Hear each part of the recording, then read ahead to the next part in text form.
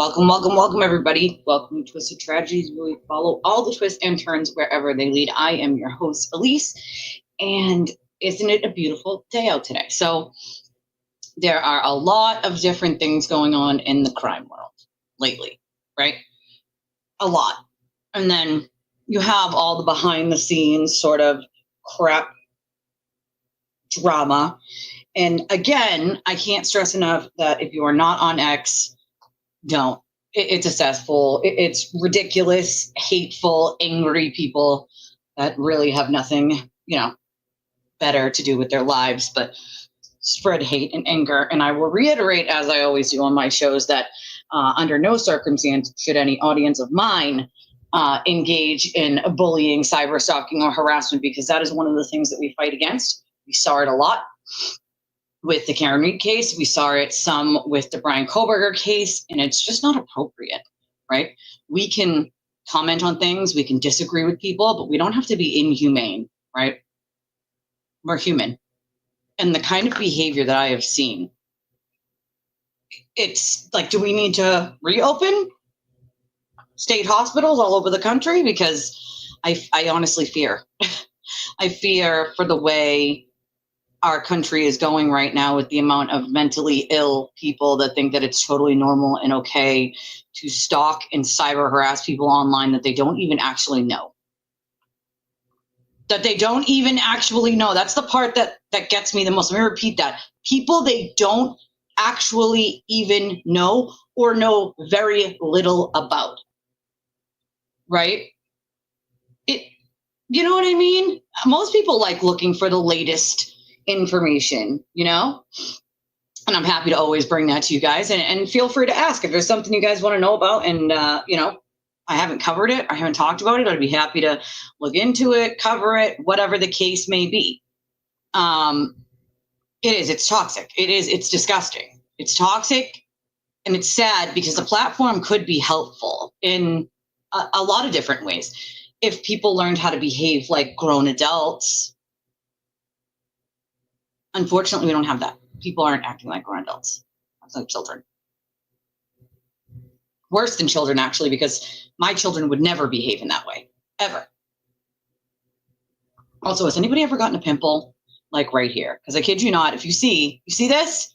I am getting a pimple for the second time in the last month, right here. I don't know why or how. I mean, I have psoriasis and hyperpigmentation all over my body, so I feel like that doesn't help. But really, what an awkward place for a pimple. Like, go away. Also, I never really got pimples. I mean, maybe in my teenage years, but in my late 30s, I feel like they're starting to come back. It's like, what do I need to do? Chemical peel? Like, what do I need to do?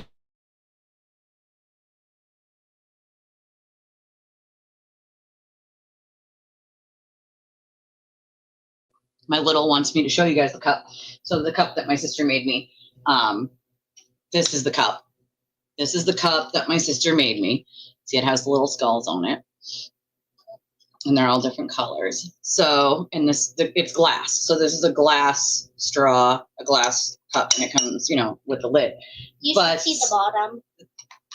The bottom's just bottom. It's just glass. Yeah, I know, my sister did a great job on making the cups for the girls, for Sacco. Did a great job. Hold on a second, guys. Okay, Minion.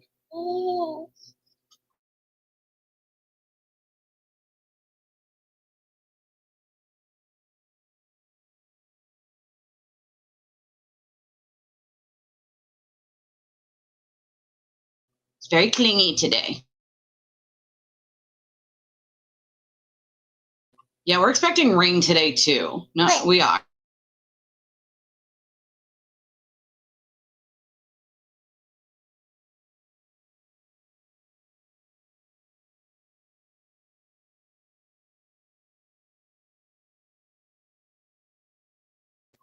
Yeah, the brush.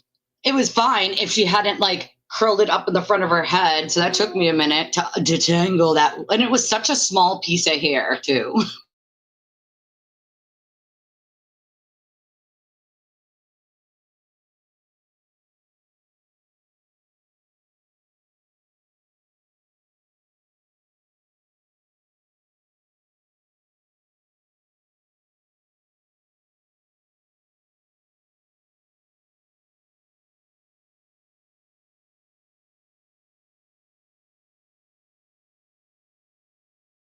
very clingy today.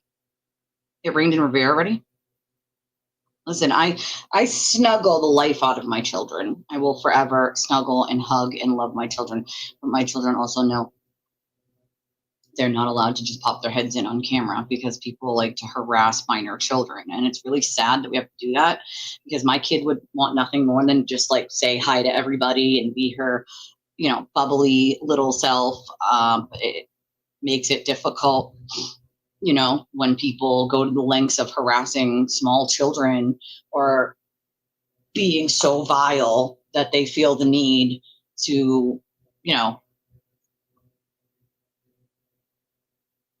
sorry, I was reading something, to drag children. I mean, Lindsay's 4 kids have been harassed into oblivion. They're kids. They're children. Like, what is wrong with you? Anybody who feels that it's okay to drag children into your petty grievances. Now, here's the problem that I really have is the petty grievances and the reason people don't quote like each other are actually ridiculous. They don't actually not like each other. They were told not to. There's a big difference. When you get to know someone and you don't like them, cool. All the reason in the world not to like them. But when you don't know someone, right, and you just don't quote like them because someone else told you to not like them, someone else told you they were bad, so they have to be bad, that is where the line should be drawn for grown-ass adults. And we've done a lot of this when it comes to the Karen Reed case, but I don't know if some of you who aren't on X, stay off of it. Believe me, it's a cesspool.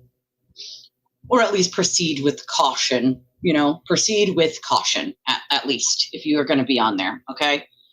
But I think where it draws a line for me is I don't hate people that are FKR. The people I dislike, okay, are the people that take it to another level. You don't have to agree with my opinion, right, on the case. I will never agree that Karen Reed did anything but back up and kill John. Bottom line, that's what the evidence shows me. That is my opinion on it, right? Bottom line. But I have so many friends that believe that she's innocent, and I will probably never change their minds, and they will probably never change mine. Funny thought, though, we're still friends. We still do things together. We still hang out. We still talk on the phone. We still check on each other's children and parents, and because you can do that. You can actually like someone and disagree with them on something. It's amazing, right? It's kind of how adults work. I'm sure most of us have friends that don't, you know, quite jive with our politics or religion. Does that magically mean we need to hate them? No. The people I dislike are the people who take it to a whole nother level where they think, you know, smearing, shaming, spreading rumors and lies about someone just because you don't like them is a thing you should do to get a pat on the back from Turtle Boy and his minions. Nobody should be patting you on the back for trying to spread rumors or lies or doxing. If you need a pat on the back or somebody to tell you, ha ha, that was so funny, good job, then there's something deep inside wrong with you. With you, not with everyone else that you're harassing, but with you. You're unhappy with yourself, right? You're Psych 101 people, that you're very insecure. So you have to look for this group of people who are mean to follow into. Now, I don't have to agree with all the things that people have said on the FKR side. And at one point, you know, in the very beginning, I thought maybe she could be innocent too. So I do oftentimes put myself in their shoes and think, okay, some of these people actually do think that they're, you know, standing up for something they believe in and something that's right and something that's a just cause. The part sort of gets me when the evidence comes out and they just ignore that part, but whatever. None of that really matters because even if all the evidence comes out and you ignore that part and you think she's innocent, as long as you're not stalking, harassing, cyber stalking, trying to make fun of people, shaming them for where they live, how much they make, what clothes they wear, what clothes they don't wear, how many jobs they have, whether they're disabled or not, who they take care of, who they don't take care of, whatever the case may be, right? Those things are not okay. And no creator, I don't give a fuck what creator it is. And yes, I dropped an F-bomb. You should be much worse with that. I don't care what creator it is. If there's a creator egging that on, it's not okay. It's not okay. That is for clicks and likes and views and to create this drama-filled circle of back and forth and back. It's toxic, no matter what way you slice it. It's just toxic. And anybody who needs to make dollars and cents off toxicity, I want no part of, right? But I will stand on these three things, all right? Anybody who is attacked,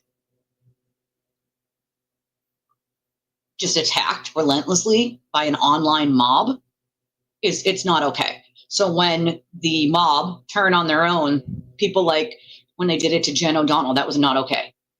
What they did to Jen O'Donnell was disgusting.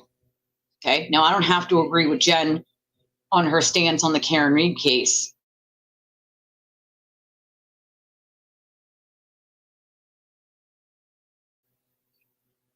Sorry guys, we were buffering. I don't have to agree with things she said or did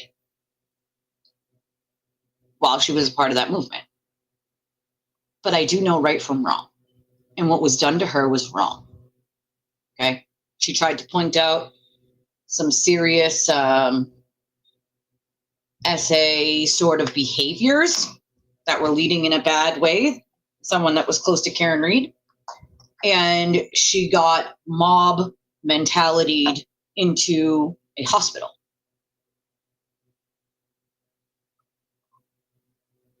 That's not okay. Okay? Not okay. What they did to her is not okay. And I reached out because nobody should ever walk alone. Nobody should ever feel alone. And I know what it's like to have people harass relentlessly, still to this day, you over and over and over again with rumors, lies, and straight bullshit just because they don't, quote, like you because someone told them not to. That's not okay behavior. We're grown-ass adults, dude. Grown-ass adults. Grown-ass adults that need to be told who to like and who not to like, who to listen to and who not to listen to. Nope, not my style.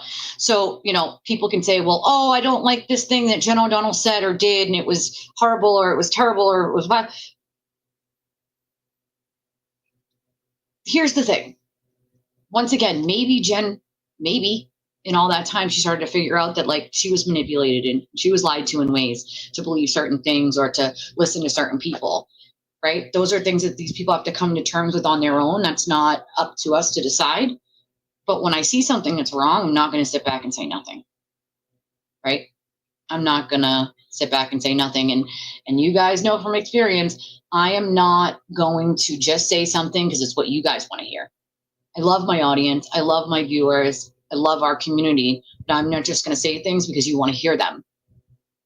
Many people have said to me, like, what, you reached out to this person? This person was FKR. So does that make them not human? Does it make them less worthy of a shoulder to lean on or help in some way or just not feeling alone? Because I will tell you, I have pulled numerous people off of the edge of that teetering bridge of whether they were going to jump or not, just from being cyberbullied and harassed more in the last 3 years than I ever have in my entire 18 years of volunteer advocacy.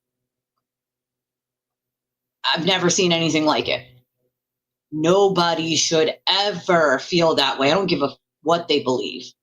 Just because they believe or don't believe Karen's innocent or they think she's guilty, either one does not mean that they deserve less humanity, less common sense, right? When they did it to Esty, it was wrong. What they did to her was wrong. And funny enough, when they did it to her, I saw right through it. Right through it. I saw exactly what they were doing to her. And I reached out to her to let her know that she's not alone and that behavior is not okay and that I saw through it.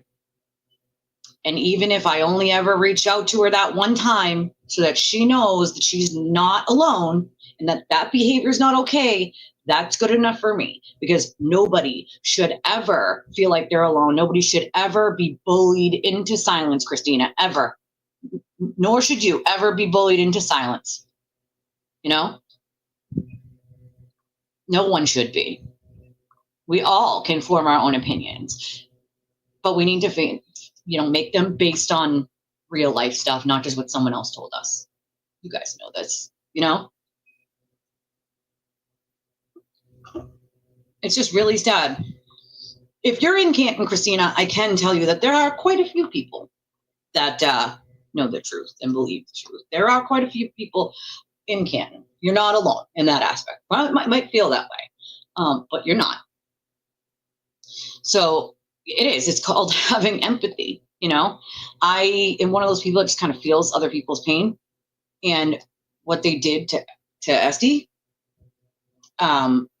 was very similar to what was done to me. They get jealous, upset, and all of a sudden their jealousy and anger and pettiness turns into this rumor, this lie, this rumor, this lie. And then they just get, blasted into oblivion by one mob member, 2 mob members, 10 mob members, 1,000 mob members, 2,000 mob members, and over and over and over and over. And I don't care who it is, nobody deserves that. And I absolutely, Chris knows that he has my full support. He gets bullied quite a bit. And he knows anything he needs, I'm there. If he needs me, I will be there. Chris's family is lucky to have him and his kids and wife. They're very good people. And he's helped a lot in his community. And so anytime we have the opportunity to sort of give back to Chris and his family, we do. We go down to D&E when we're in the area. We'll buy pizzas. We'll send him over to the police station like we did last time, things like that, to definitely show our love and our support, Northbridge. I mean, there are people, but a lot of people stay silent. And it's unfortunate. It's unfortunate. It really, really is. What pisses me off is if people actually put their differences aside for a minute, right? And talk to one another and maybe even got to know one another. Maybe just maybe they would find that they have a lot more in common than they think they do. Instead of being told who to hate or who's bad, maybe make those decisions yourself instead of basing them on someone who has endlessly lied and spun things. I mean, we're talking about a man that lied about going into the bathroom behind Yuri. Okay, lied about what he did there, then lied about why, right? Lied about talking to Karen,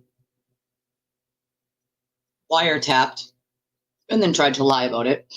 Scanlon, lucky, and is charged with the one for Lindsay for wiretapping her, has threatened numerous people into silence or tried to bully them and threaten them into silence. Nobody who's innocent needs to bully or threaten people into silence. Let's just throw that out there. Okay, that's not innocent people's behavior.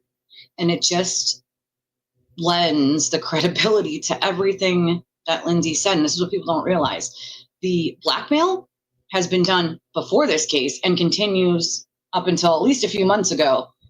That same behavior was still happening. Threatening people, bullying them, trying to blackmail them, wiretapping them. All of those behaviors are things he has done and continues to do. But let's definitely take his word for it. For sure. The people that claim he never lies, I just want to burst out laughing. Everyone has lied at some point or another. But the man's admitted to lying, also has been caught numerous times.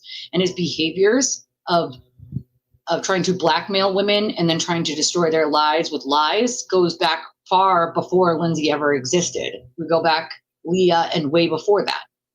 So that's not a thing. You know what I mean? You could sit there and be like, he didn't do that. It's just a giant setup. That's his thing, right? It's a giant setup. He didn't do it all.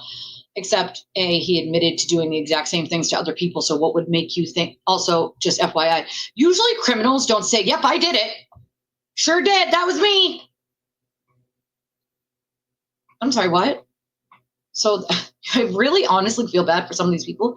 Over $100,000, or maybe even two at this point, has been raised for his, quote, defense fund to defend someone who lied to his audience and everyone else, and who very possibly is going to get many, many people charged with helping him commit crimes. That's sad. I feel for those people, because if they really believed they were doing something good or someone was really being set up, then I think that they thought that they were doing something good. But I also think that by this point, if you haven't put the pieces of the puzzle together, then you're just putting your fingers in your ears and you're closing your eyes and you're going la, la, la, la, la, because it's all there in front of you. The patterns of behavior, showing of it happening before and after, the continuing on of it.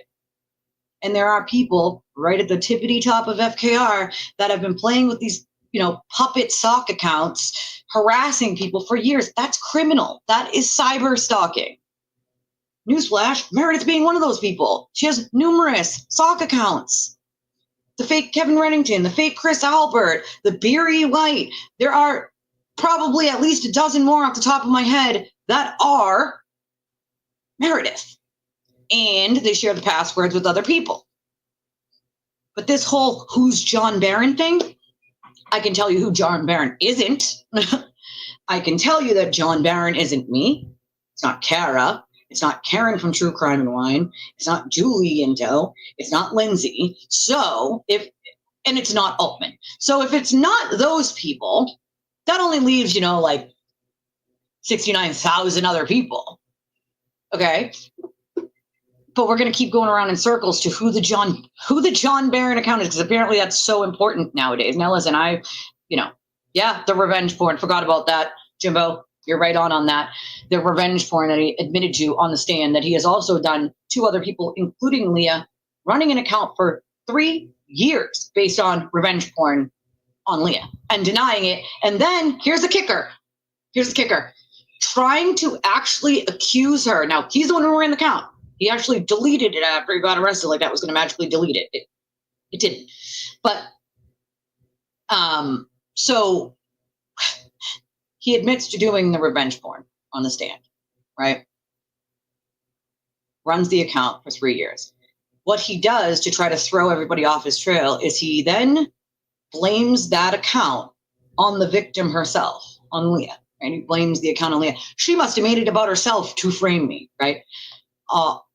Then, as we know, it was him. He admitted it to numerous people privately. I've seen the messages. I know what happened. He then tried to delete it. It didn't get deleted. It's not online anymore, but just because you delete something, that the cops pull everything back up from your phone, sir. That's not the way it works. So it was not deleted. Now, let's see. Who else did he do that exact same thing to? Oh, that's right, Lindsay. He tried to blame her for the account that he made of her and her child. Oh, look, she made it herself to frame me. He's a one-trick pony. It's the same thing over and over. You know who else he did that to? Pretty much anybody he's ever had a beef with. He makes these fake accounts of them, tries to set them up with them. He did it to Ryan Waters. He used pictures of his own children in the bathtub to do that. And then when Chrissy Yakomowski helped him commit a crime, he threw her under the bus, and then she released everything showing that he had people help him do that. Set somebody else up with fake accounts, which was in the middle of, the first time he had done it and before Lindsay ever existed. So, it doesn't take rocket science to figure out these are the same patterns of behavior over and over and over. And because he got away with it essentially multiple times before, just does the same thing over and over. If you choose to put your fingers in your ears and scream la la la and not see it, that's on you. That's your own fault. You didn't do your due diligence. But blaming everybody else for his own actions that he cannot take responsibility for, that is not right. Okay? I think he belongs in prison for all of the innocent people that he has hurt. All of his petty disagreements. At one point he threatened Karen Reed. Let's not forget that. He threatened to, quote, go to Telly because he was throwing a fit because Nick Rocco was on Court TV. And he wasn't allowed on Court TV. Now, why was that? Oh, that's right. I know why.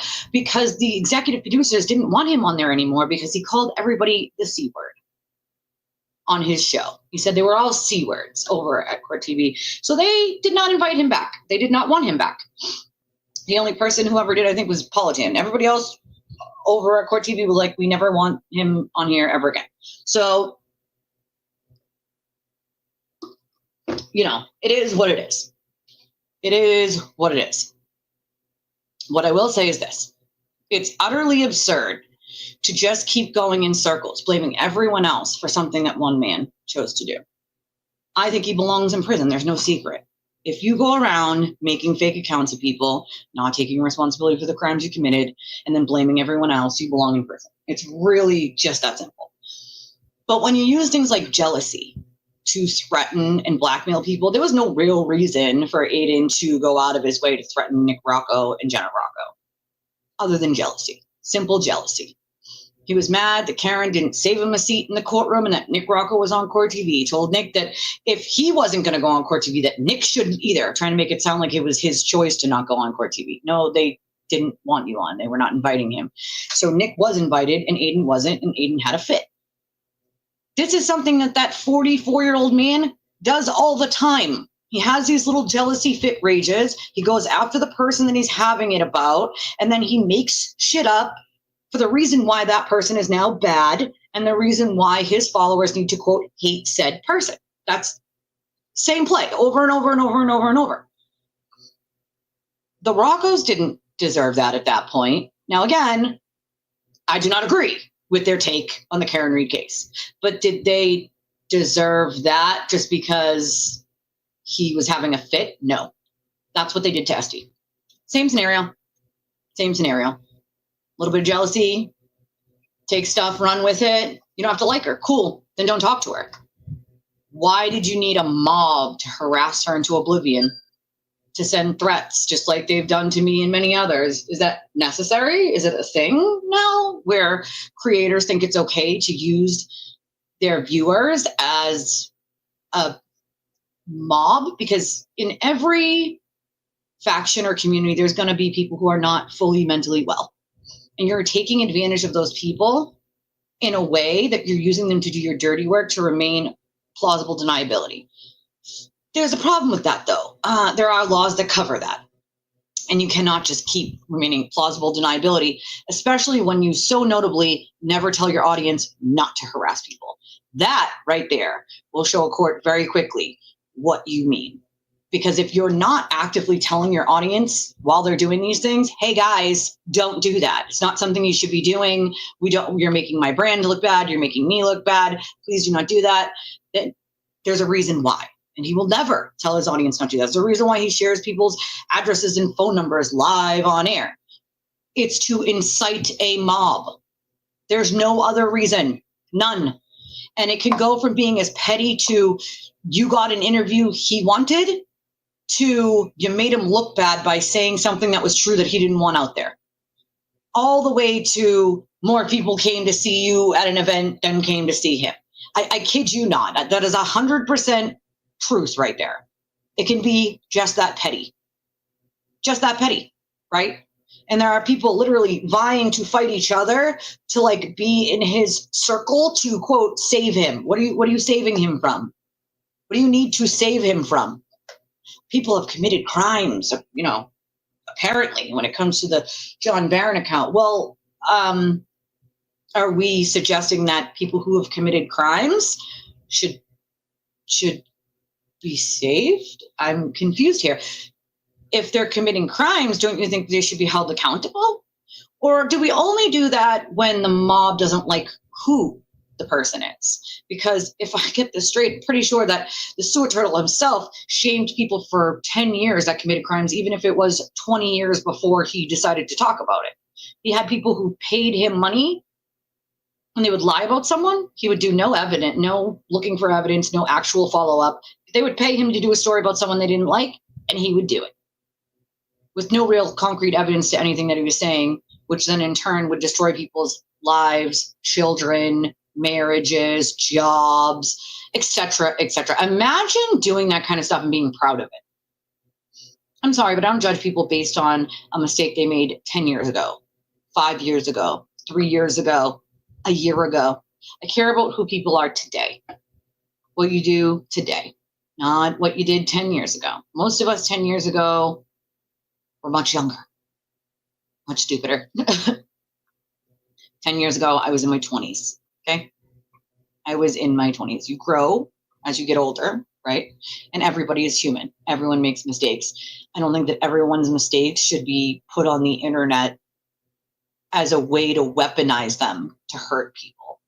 That's shameful behavior. We're grown-ass adults. You don't have to like someone. Cool, don't. You don't have to like me. I don't have to like you. We can go our separate ways. It's really that simple. But that's not the brand, right? I know, right? God damn it. Mrs. Barron, man, your hubby's doing some damage over there. What I find so funny is like, nobody knows who the account is. Nobody knows who the John Barron account is. I don't know who the John Barron account is. I never have, okay?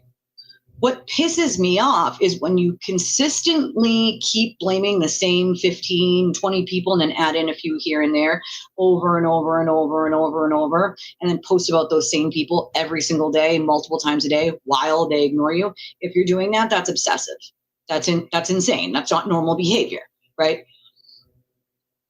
If the closest evidence that you have to every sock account you don't like being someone you don't like is that they spelt something the same way or talked about something obscure that someone else talked about close in time, that's not evidence, okay?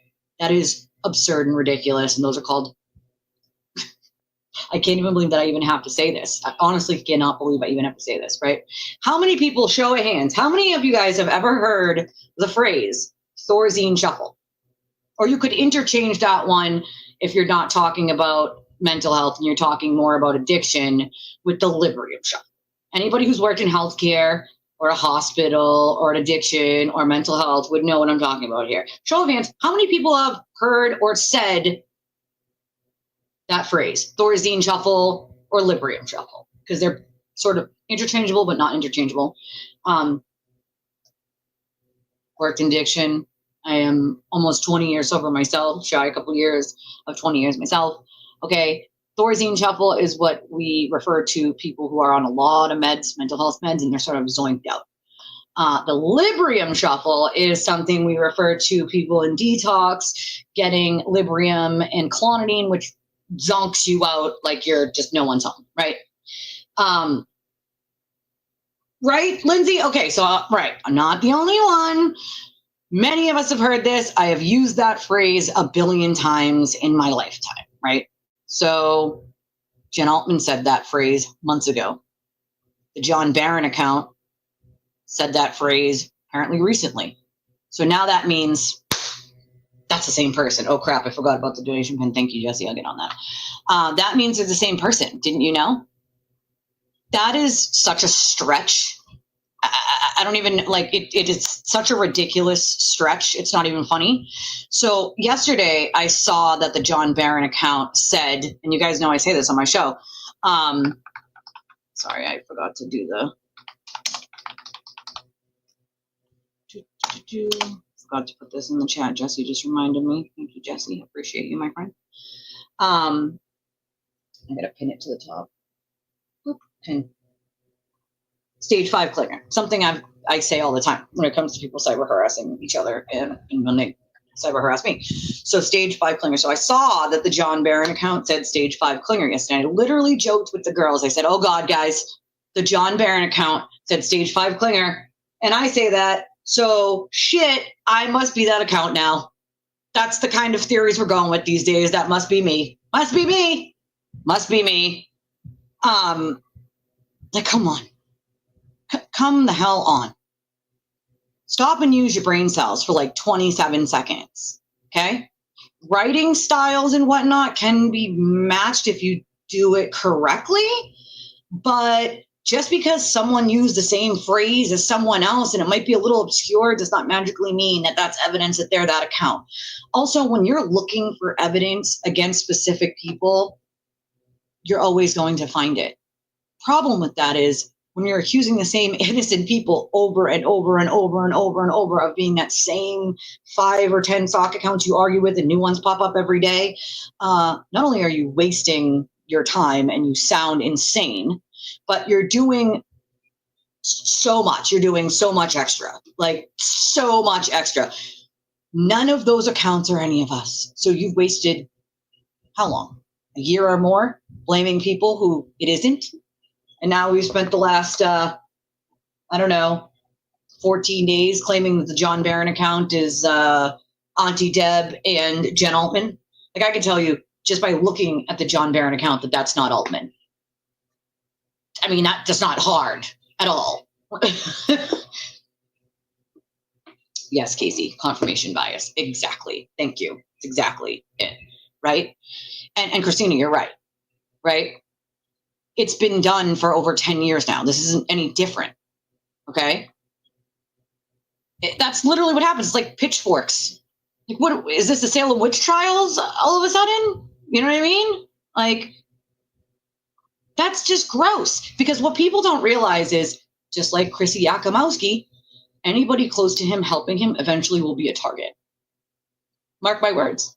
Eventually they'll be a target. They'll say or do something that'll piss him off or make him jealous or upset or make someone he likes upset. And then you'll be the next target. And you will be Chrissy Yakomowski, and he'll throw you right into the bus just like he did her to save his own ass.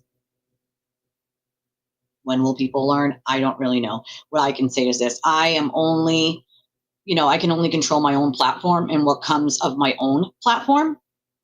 But what I can say is my platform, me as a person, I do not condone any kind of harassment over anyone.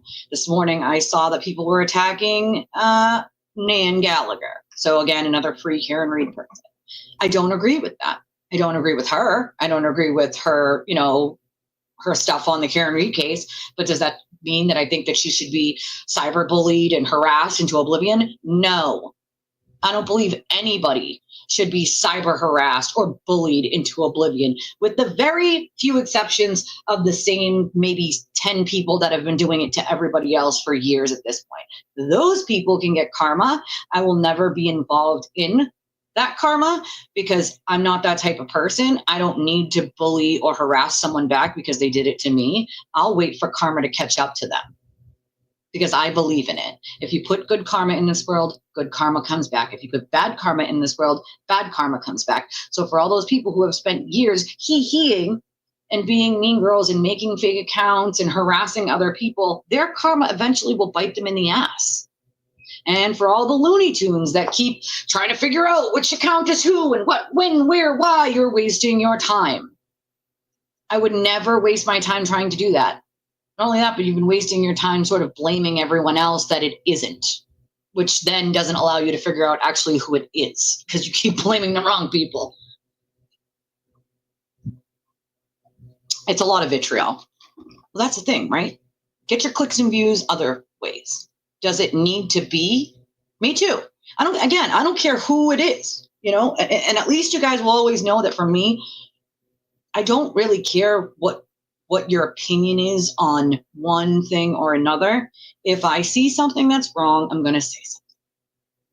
No one should be bullied and harassed. And what they recently did to Esty was wrong.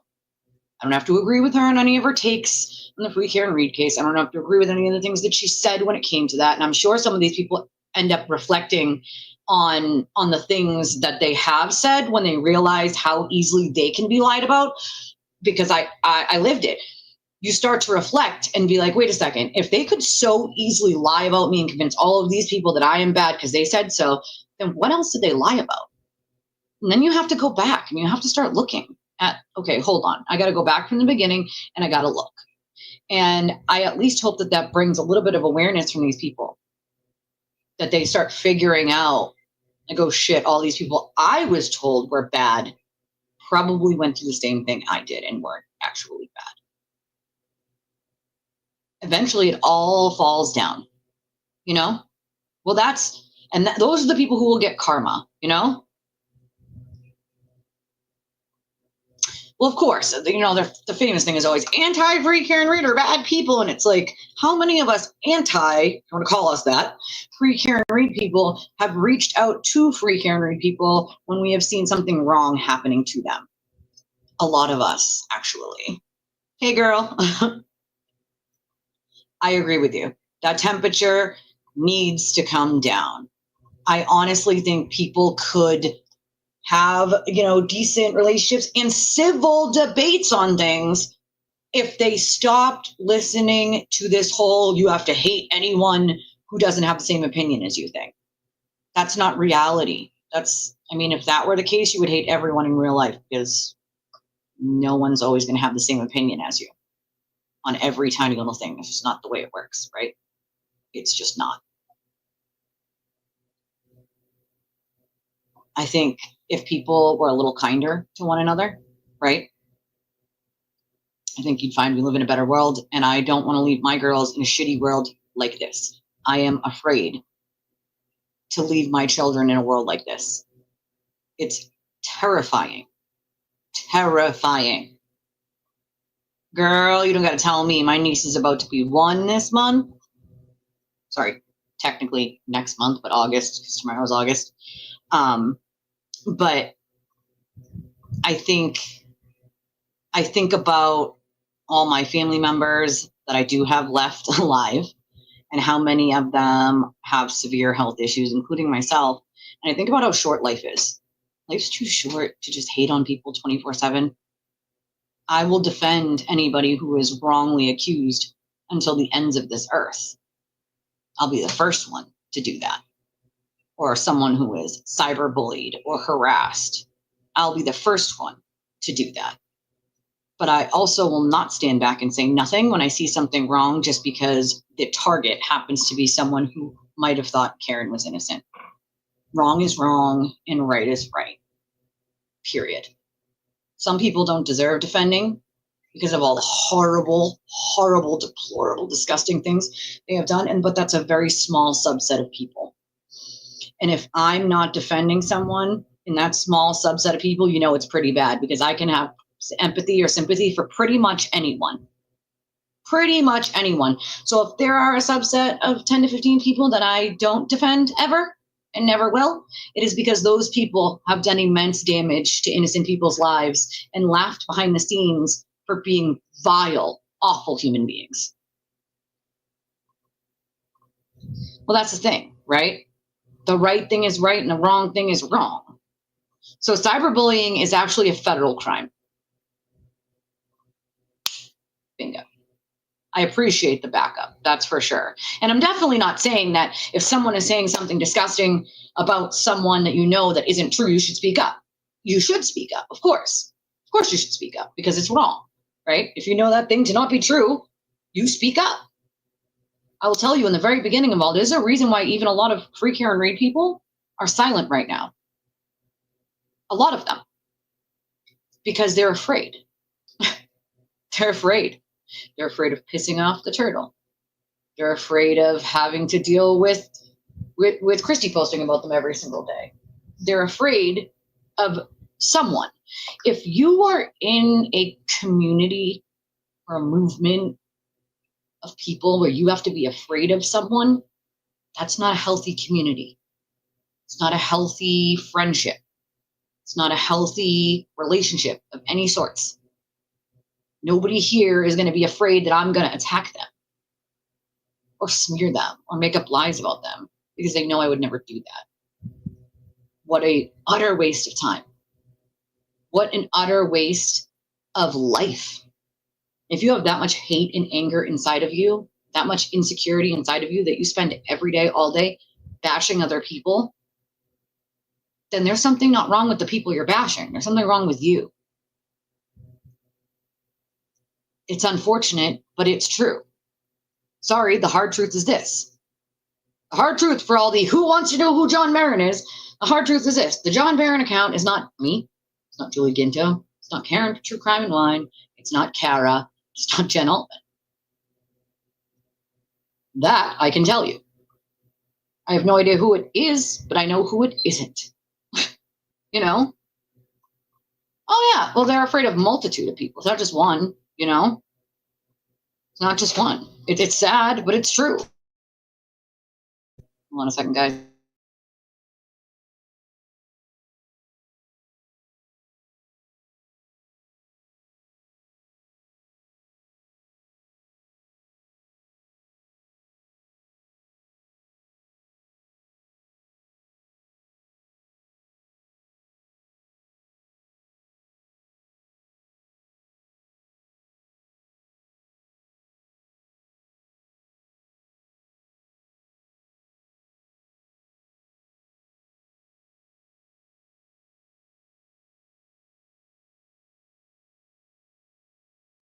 Therapy is a great idea, Scorpio. I've told many people I will help them get into a therapist. There are wait lists, and I know a few companies that will help with virtual without wait lists. Everybody should have a therapist, to be fair. I missed what you might have said, Jimbo, anyway. I think I missed it. Must have missed it. Here's the bottom line, all right? The bottom line is, can we be nicer to one another? Is that like a hard thing to do? Can we stop? Can we stop spreading venom and hate and vitriol? Because I feel like we could, right? I feel like we could do that. There's a reason why I just ignore people that say shit about me. It's because they don't know me. Anybody who knows me is laughing at that bullshit. Doesn't make sense. It's not even close to true. So why give it any time, right? But when you consistently keep spreading lies and rumors that are not true based on your own crazy delusions over and over and over, that's when eventually I'll probably say something. Because you need help. You need help if you are spreading crazy delusions over and over and over and over, and then you're spreading them in public, right? That's the level of people I worked with at the prison, right? These are for the criminally insane. And it's funny because over this vacation that I just had, my sister-in-law and me worked at the prison together. So, we were telling other people like some stories of some of the things that happened, when we worked there. And they're like, you guys probably got some pretty good stories. And it's funny enough, me and her got the job at the same time. We're in the same class, and I worked in B1 and she worked in B2. So I was in like the intake unit and her unit was above mine. And so we were telling people like some of the stories from working at the prison. And, my husband hated it because part of the time I worked there, I was pregnant, and another time I got hurt. And I had to wear a boot for like 12 weeks. It's a dangerous job, but I loved it because I could help people. And you get these people from either committing a very, very serious crime who haven't been medicated in a very long time, or people who have just done like an assault. Basically, they were at, Pembroke Hospital, refused meds for 60 days, and they assaulted someone, so they get brought to us to see if they're competent to stand trial. Or they murder someone or someone's, and then we have to see if they're competent to stand trial. Bottom line, that's all right. I'm here, so I can. Scorpio's here too, so she's pretty good on the trigger finger. Realistically, you go from seeing people be completely gone to sort of seeing them come back to reality, even if it's just for a moment, even if you sit there and talk to them about something that they like. Like I had this one guy who was there and he was completely delusional, talking to himself, didn't make any sense, the whole shebang. But if you talk to him about anime, he used to love anime. If you talk to him about anime or old cartoons, it was like he was completely normal. He would have a full-blown conversation with you about anime and old cartoons as if there was nothing wrong. As if there was nothing wrong. And if you find little ways to get across to people like that, and you build that respect, then you can get them to trust you. And then say, hey, listen, we could talk more about this, but I'm going to need you to try to take the med that the doctor, prescribed to you. We don't want to have to get a court order to forcibly give it. You just try it. It might help. And you go from seeing people be in that sort of delusional state of talking to themselves, or in one instance, I had a guy that, I kid you not when I say this, used to talk to a sock on his hand, put the blanket over his head, and he would talk to the sock in his cell on his hand. And you go from seeing them like that to getting the treatment that they need, to actually functioning in a normal way. And it's rewarding in a way where you feel like, okay, I saw where they started. I see where they are at now. There's a very big difference, but there are crazy things that do happen because you're dealing with people. We had a max unit, of course, like a hospital sort of wing unit for medical issues that didn't need to go all the way to the hospital, just treatment, But it's definitely not for the faint of heart for somebody to work in a place like that. I loved working at the prison. And I feel like if more people had jobs that were rewarding in that way, then they might be more apt to help one another. But I also think that until you see some of that kind of stuff, you don't realize how normal one could be or seem in person or online when actually they are delusional. They are actually having a mental health crisis, because they could act like they're bonkers and you could see that. But there are people who are so bonkers, but they act completely normal and you wouldn't know. But there are delusions 24/7 going in their minds that everyone's out to get them. The government's tapping everything they own. We had people which we would call inserters. I don't think you guys want to hear this, but there were people who would take things like batteries and they would try to all sorts of random stuff, plastic forks and knives from eating, all sorts of things, little tiny screws that they would somehow get a hold of, and they would make holes in their body and put it in their body. I kid you not. All right. We're talking all sorts of crazy stuff that would happen, but they could act completely normal to you, have a conversation. You wouldn't know there was something wrong unless you knew, right? Some of these people in their mind are hearing voices. The voices are telling them that everyone's going to kill them if they don't kill everyone first. The voices are telling them everybody's out to get them, or their brain is moving at a mile a minute, coming up with all these delusional scenarios. There are far more people than anyone even realizes that seem semi-normal to normal, that have a lot going on here, that literally live in Delulu land.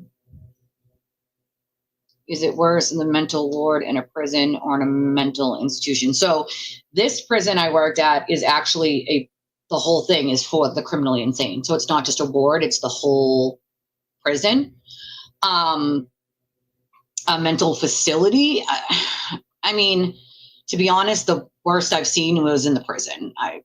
Regular facilities, sometimes you'll see like dual diagnosis patients, which means they have mental health crisis and addiction. So it's not as bad. And if they get rowdy, they get sent from a regular like mental health facility to somewhere like where I worked at the prison, because of violence or, not complying with program requirements, whatever. So I'd say the prison is worse because it's not the one I worked in, not just a wing, it's the entire prison. That's where you're sent to see if you're, competent to stand trial or not. So it's the whole prison is for the criminally insane, not just like a wing, if that makes sense. And we had lifers there. We had lifers.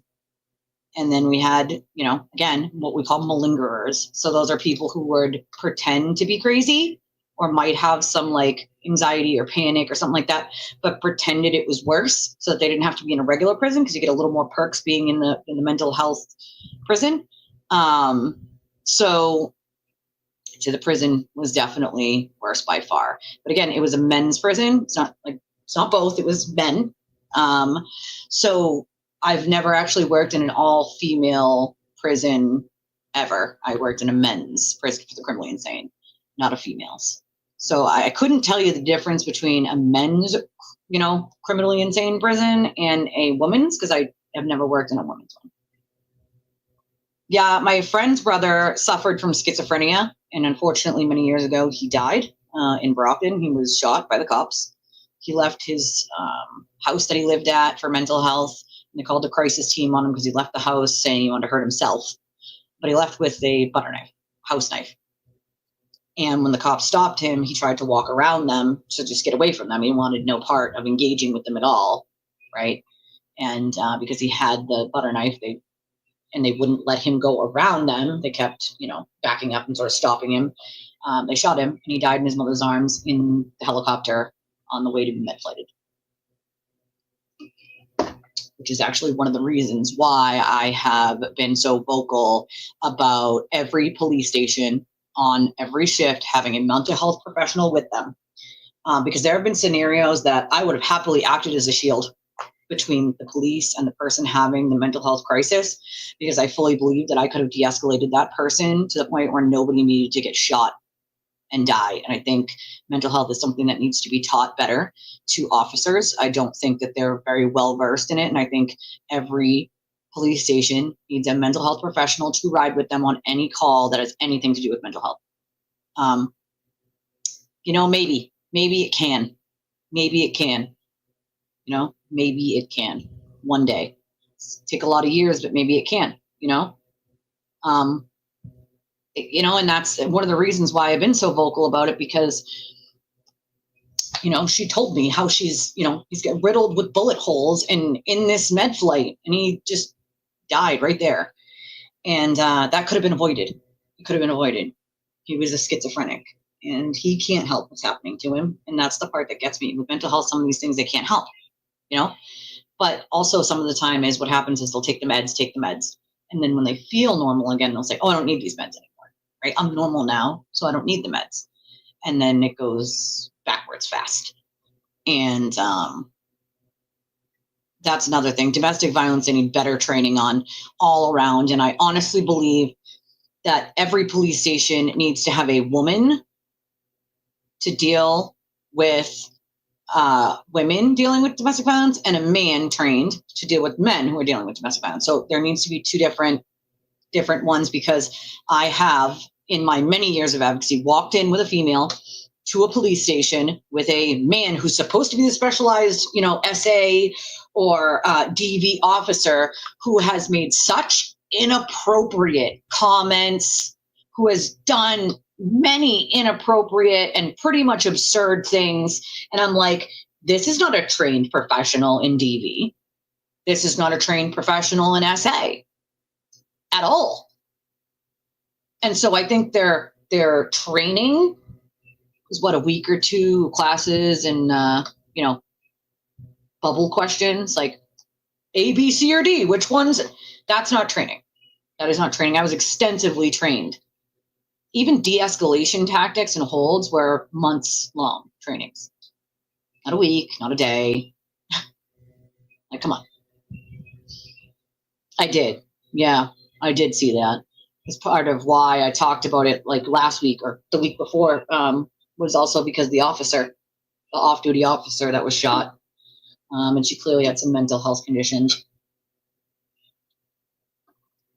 That's exactly it, Jesse, is the reason they don't realize that the reason they're feeling normal is the meds themselves. They think, oh, I am normal, I don't need the meds anymore. And they just stop taking the meds. And that it'll break your heart to watch them go backwards. I've been there, done that. I've watched it. It's awful. It's awful because they did so much work to get to that point in their lives to just go backwards because they stopped taking the med.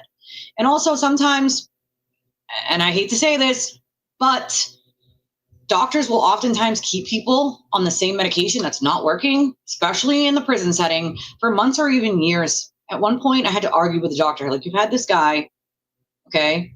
And unfortunately, me and my sister-in-law were just talking about this on vacation. This patient / inmate of ours has passed away. But he, clearly needed meds. And the meds they had him on the same meds for 2-3 years. Clearly they were not working or needed to be altered in a way. And we asked him at one point, Shane, are these meds even working, bud? He's like, no, they're not. And so we're like, hey, if you had this discussion with the doctor, yep. It was really sad, but a lot of those doctors didn't give a shit. They got paid exuberant money. And they're like, meh, it's fine. And then they have to argue, right? Mass Health pays for a portion of it, even though it's prison, because it's mental health treatment. Mass Health pays for a portion of that if they have Mass Health. So, and other health insurance. So here's the thing, right? If there's a med that's not approved, the doctor won't even try to fight for it for that patient if they're having adverse effects or that med doesn't work and they clearly need another med. And a lot of the times they say SSRIs are supposed to be the best. I've had many patients that SSRIs do not work for at all. And so when you try to find something that will work, right, an extensive list of things that they've tried and don't work, sometimes doctors just give up. And you're like, well, this is the last one I gave them. I'm not even going to attempt to try to fight for a new med or whatever. We'll just up the dose. and they'll just keep upping the dose until they can't up it anymore. And they'll just add something like clonidine. That's not going to help. A medical professional knows that. A doctor knows that. And the nurses, bless the friggin' nurses. Nurses would argue with the doctors. Like, this is not the proper, this isn't working. We're seeing him every day for psychotic, like, we're having to go in there with the shield.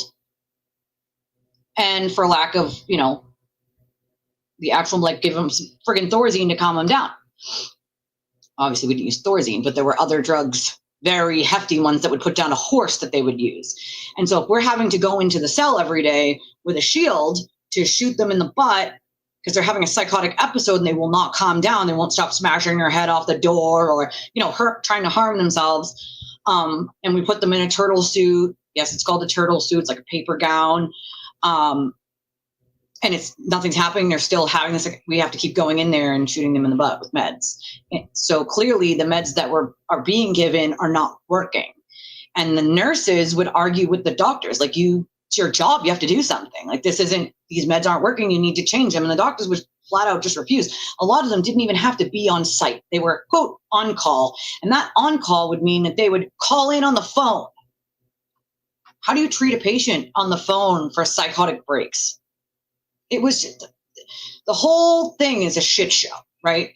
It's not, the small parts that help people are the parts that you help.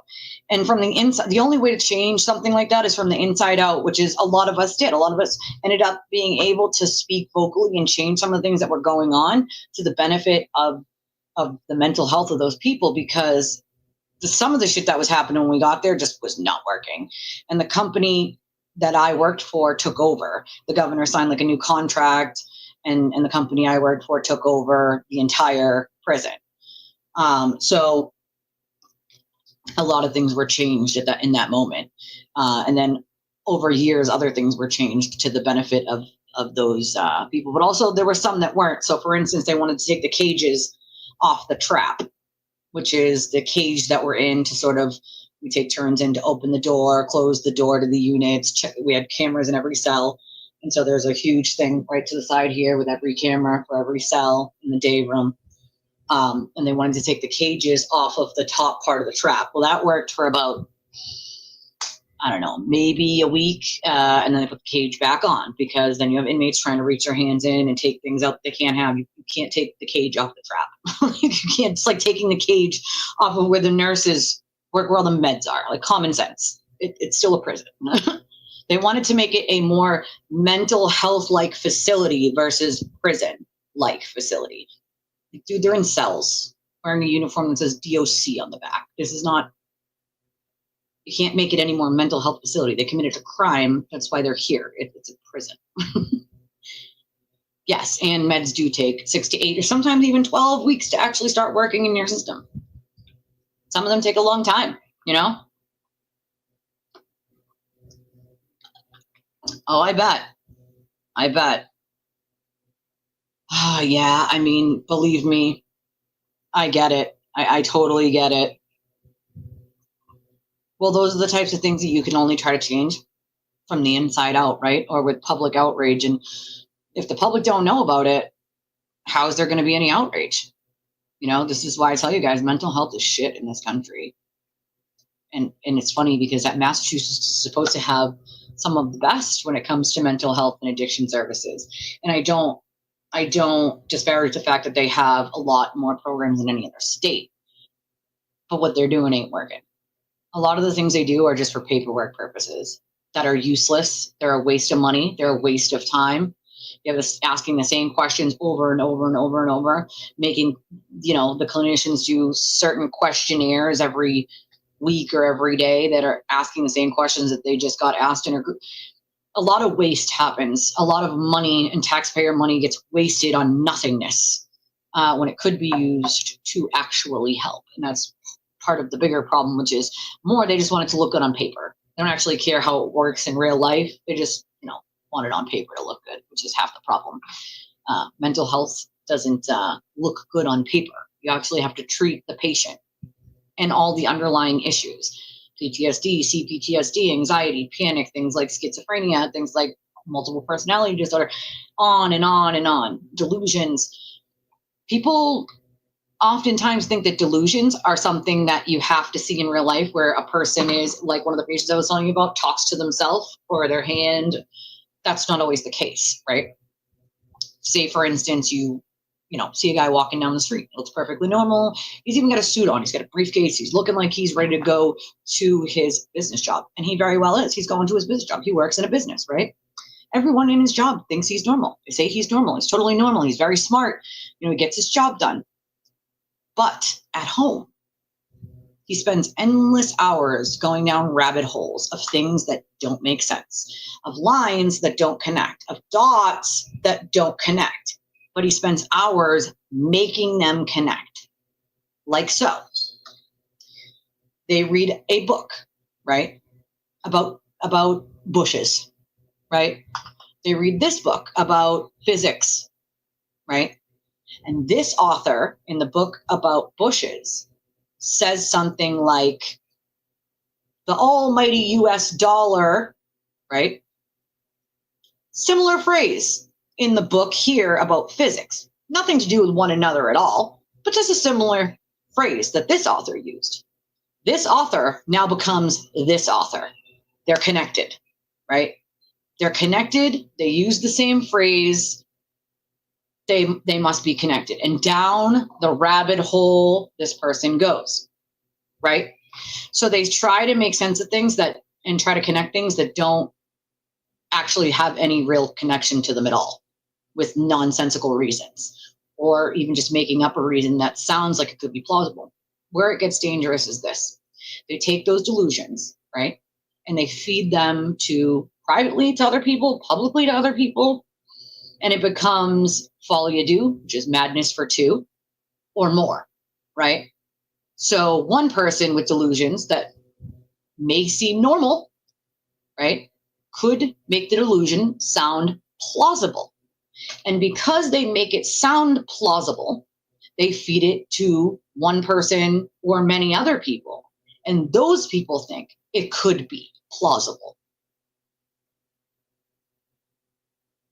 Now you have spread a mental health condition between people who are not delusional, right, from the person that is having actual delusions.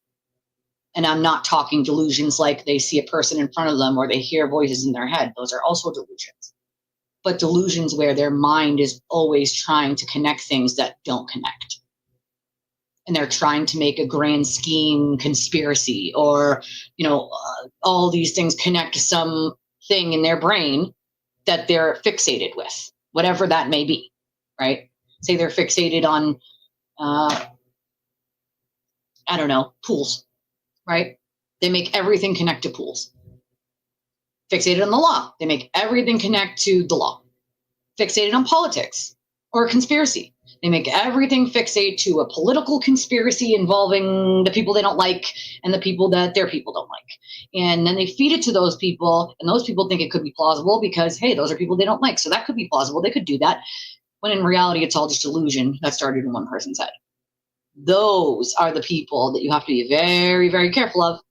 And because they seem at least semi-normal on the outside, we had quite a few of people like that at the prison, where you wouldn't really think they were like some of the other people we have there, but they were. They actually needed meds because everything in their mind connected. Everything, especially things they didn't like or people they didn't like. Those things connected. They made them fit. They put a, square peg in a round hole. They forcibly put it in. And it's unfortunate because I see more and more and more of that in public than I would like to admit, to be honest with you. Okay? Yeah. See, that's another problem. Some people are in that kind of paranoid schizophrenia where they're afraid to get help because they think the people who are going to help are out to get them. It's a whole thing. It takes a lot. We had to get court orders at the prison to actually forcibly give people medications. And when people would go on, and yes, we had this happen a bunch of times, when people would say they're on hunger strikes, we would have to get a court order to put a feeding tube in them to feed them. I kid you not. Mental illness is not a joke. It's really, really not. But the lengths that some people will go to make people believe their delusions and their stuff is more than you guys even want to know, to be honest. I honestly feel like, I don't know. I feel like if everybody's diligent, right? Okay, everyone's diligent and kind of pays attention to their surroundings and pays attention to what they see. Always make sense of it yourself. Don't let someone make sense of it for you. Don't let them try to put the square peg in the round hole. Get the evidence yourself and put it there yourself, because taking someone else's word without actually doing any research is never a good idea. It has led to a lot of innocent people being hurt, you know? Well, that's the other problem is, and I mean, I'm sure there's a ton of people like that, you know? There's a ton, and it's unfortunate and it's harmful. It's harmful. We have to put our own personal feelings aside sometimes because we are responsible. I have a platform. I have to be responsible with that platform, right? So that means that I can't just say shit because it sounds good, right? I have to look into it. I have to look for the evidence. I have to talk to sources. I have to check court records or whatever it may be. If it's not from court, you know, other records. I cannot just say shit and be irresponsible and just say it. But it's also irresponsible to not call out bad behavior when it's hurting innocent people, no matter what side of the fence that they're on, right? It isn't. I think it's unfortunate that we're seeing a full-fledged meltdown on X right now of a lot of these people. And I think it's unfortunate the amount of people that they have harassed into oblivion. I also think it's unfortunate how many people that they actually got to believe their delusional, nonsensical bullshit so that those people would help them harass other people. And I think everyone who helped them has to take a step back and ask themselves, what the fuck happened? Did you just buy into their ridiculous delusions and help them hurt innocent people? I think you did, right? I think you did. I think a lot of that stems, Christina, from just one or two people feeding people things that they want to be true. It's easy to believe in a conspiracy, right? It's easy to believe that the cops are corrupt because, well, I've lived it myself. I've seen it. Cops can be corrupt. Are all of them corrupt? No, of course not. Of course not. You know? Honestly, Donald, I don't usually comment on other people's platforms. You know, creators have a responsibility to make sure that the information they're giving is correct, because as we know, you can spread misinformation that can harm other people. So I don't usually make comments on other creators, to be honest with you, because that just starts a shitstorm of people wanting to fight each other back and forth. And I'm more about wanting to spread love than hate, to be honest with you. Everybody has to make up their own mind. And this is where I tend to want people to use their own brain instead of that hive mind mentality. I shouldn't have to tell anybody who to watch or who to listen to or who to believe. That's up to all of you. All of you are very smart people. You have your own brains. You have your own theories. You have your own common sense. Use it. You know, use it. Watch who you like. Don't watch who you don't like. And don't let anybody tell you otherwise. You know?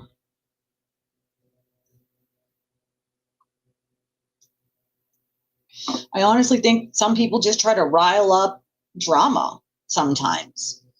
And I'm not about it.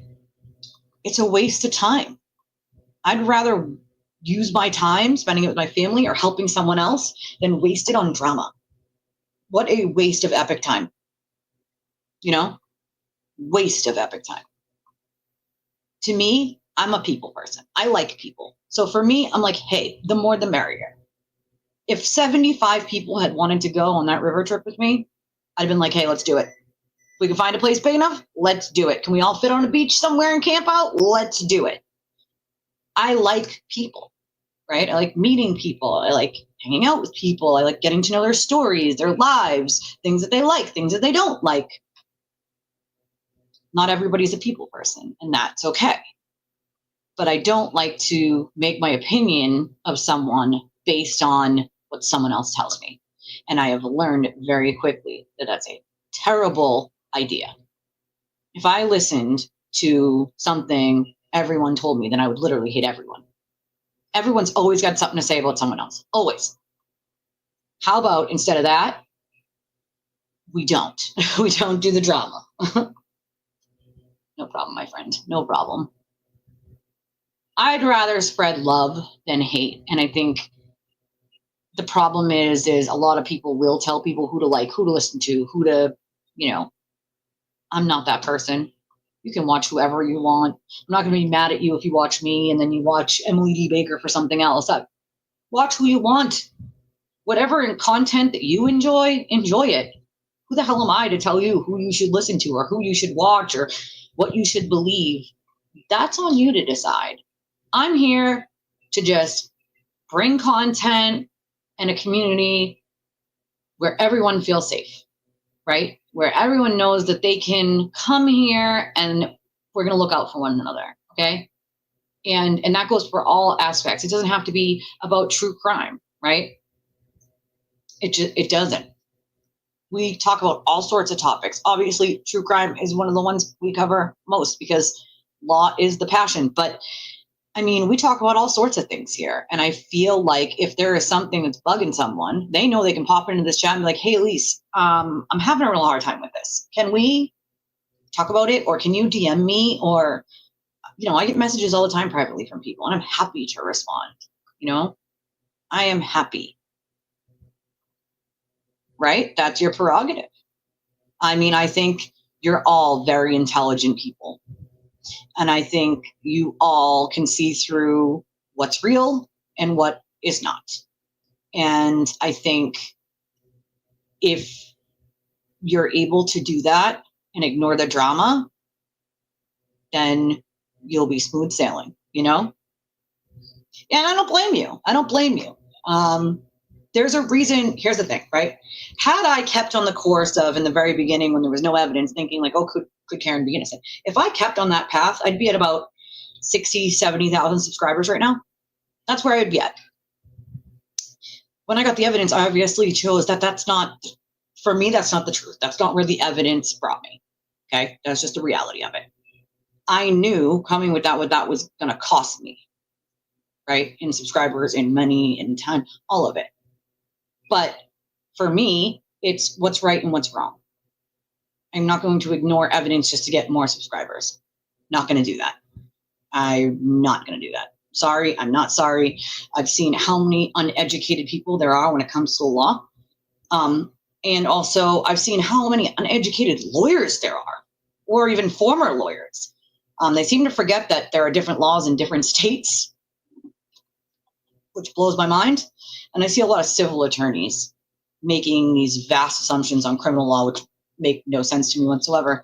But I'm here for my content, not someone else's. And I'm going to cover what I'm going to cover, and they're going to cover what they're going to cover. But I'm not going to skip a step by lying to my audience to get more subscribers. Because if I have to lie to my audience to get more subscribers, then I don't want that kind of audience. That's not the audience that I want. I want an audience that can use their own brain, that can think for themselves, that, you know, have a heart and don't go out of their way to be evil to people. You know, that they call out bad behavior in a way that's also respectful to not attacking, but at the same time saying, hey, that is not cool. That is not okay. Spreading rumors, spreading lies, not okay. Mob mentality attacks, not okay. Harassing people offline in their real life, not okay. Not even a little bit. Now, before I skip over to Adlesen case and the Slender Man thing that happened this morning, I'm gonna remind you guys, hit the like button, hit the subscribe button, please.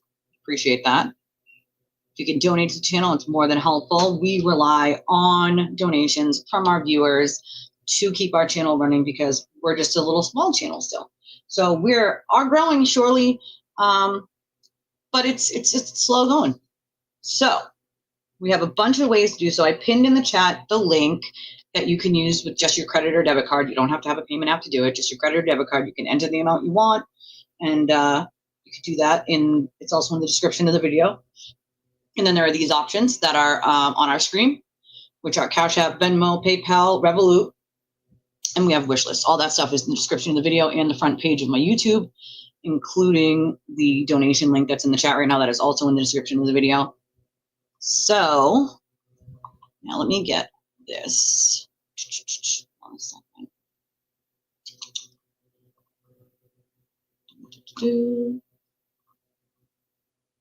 I don't know if you guys, so how many of you have heard of the Slender Man case?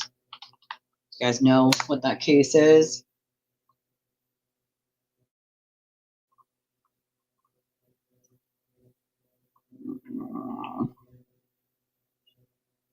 Let's see.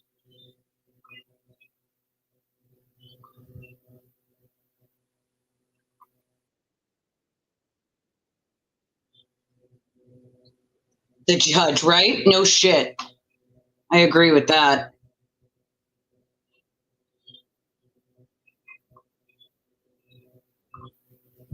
I'm trying to get to the hearing here. That was this morning for the defendant in the Slender Man fiasco.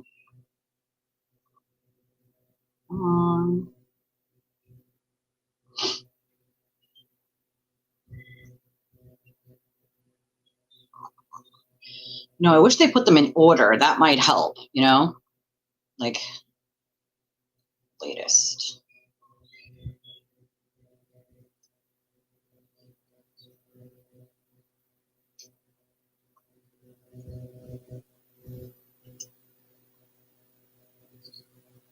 What the hell is it? It's so obnoxious.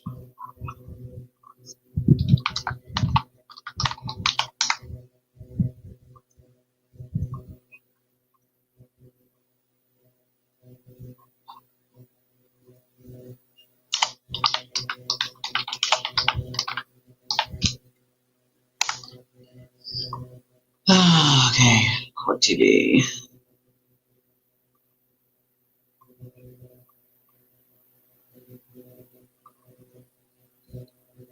I don't, okay.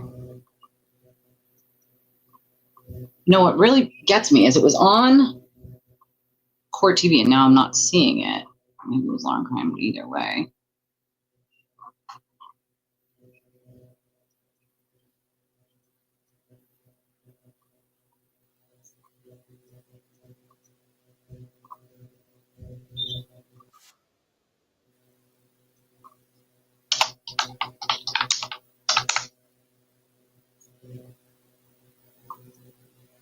Here, nope, that's not it. That was 4 months ago. Like, no, we're not doing 4 months ago. It just happened today. Ugh. Obnoxious. Baby left in a stranger car. That's not good. Ex-cop Jacob Cannon sentenced for slamming handcuffed suspect. Well, that's no good. You definitely can't be doing that. Also, I think they're waiting for the jury is still stuck out on the honor killing trial, the attempted honor killing trial. They still don't have, I don't know what the jury is arguing about on that one, to be honest. And they started the return mail murder trial today. Why is it that I cannot find? Makes no sense to me.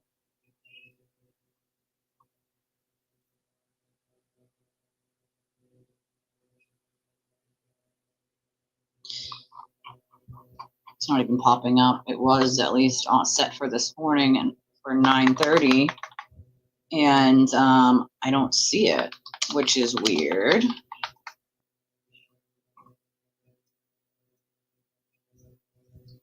I mean, you're gonna let this guy out. It's just like,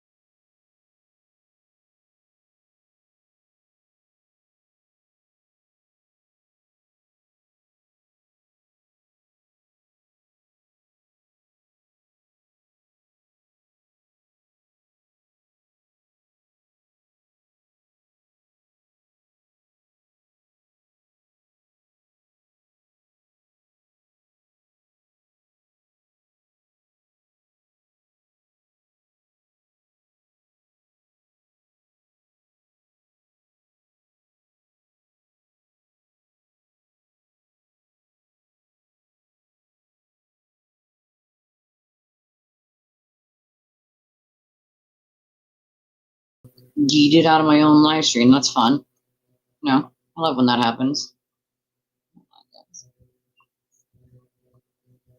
So this was the hearing this morning for the Slender Man thing. So this was a case from years ago, obviously. But it's a stabbing. This is about release, okay? Unconditional release. I don't know how you ever release someone like this, to be honest. But it's not very long, this part of it at least. So it's like 3 minutes on this part. The camera from a different location. This placement is really supportive of Morgan growing and transitioning back into the community. And again, for the record, with the GPS monitoring and the other issues that are covered in the latest conditional release plan, you don't believe there's any safety concerns for the community? I do not. So GPS monitoring is done through DOC. So anytime that Ms. Geyser would be out of where she's supposed to be, the monitoring center in Madison is immediately notified, and a warrant can be put out for her arrest. And again, under the terms of the plan, per my request, the GPS monitoring can't be removed without my prior approval. That is correct. Based on what seems to be the consensus that Sun Prairie really doesn't have standing to object, as both Attorney Cotton and I think the city attorney acknowledged, and more importantly, the findings of DHS that they had adequately investigated this facility, that given the protections that are contained in the plan, which I have reviewed in great detail, which include but are not limited to GPS monitoring, I don't think there's anything inappropriate about this particular placement, and I will produce, I will approve the conditional release plan as recently submitted. Anything else? Like anybody else want to be heard? Your Honor, I appreciate you letting the city be here. The city would simply ask for some additional clarification, and perhaps we can have a conversation with Ms. Graffett afterwards about what we can do to communicate to our residents should this become a concern. Our big concern is public transparency. I don't think that Ms. Geyser deserves to be locked inside a house and never be allowed to see the sun. That's not an appropriate placement for anyone. That's inhumane. But I want to make sure that if our residents see her in the community, She belongs in jail. Ability to respond, like, yes, we were aware, we're comfortable with the plan in place. And I appreciate that everyone is bound by a very strict statute in terms of what they can release to us. But I think anything that we would be able to share with our residents, that we were informed of the placement, that the court approved the plan after ensuring that our residents would be safe, that there is this GPS monitoring, anything that we would be able to share to our residents to kind of assuage them of their safety. I'm fairly certain Ms. Rob would be happy to participate in those kind of discussions. Is that right, Ms. Rob? That's correct, Your Honor. And I would encourage it. I believe they will do everything possible. This is obviously a difficult situation for everybody. We are trying to balance. We got a lot of spinning plates. We're trying to make it better for everybody moving forward. Chris, that case infuriates me. I think this plan. That case drives me nuts. They let him walk. A good balance of all of those concerns. How's that jury gonna? How'd the jury feel after they walked out the door and found out? Anything else from anybody here today? No, thank you, Judge. Well, thank you. Anybody on video? Thank you. Have a good day, everybody. That was that. But yeah, I mean, that case, Chris, drives me absolutely bananas, right? The jury was not allowed to hear how he had killed his dad. And so the jury was basing their stuff on 1 year earlier.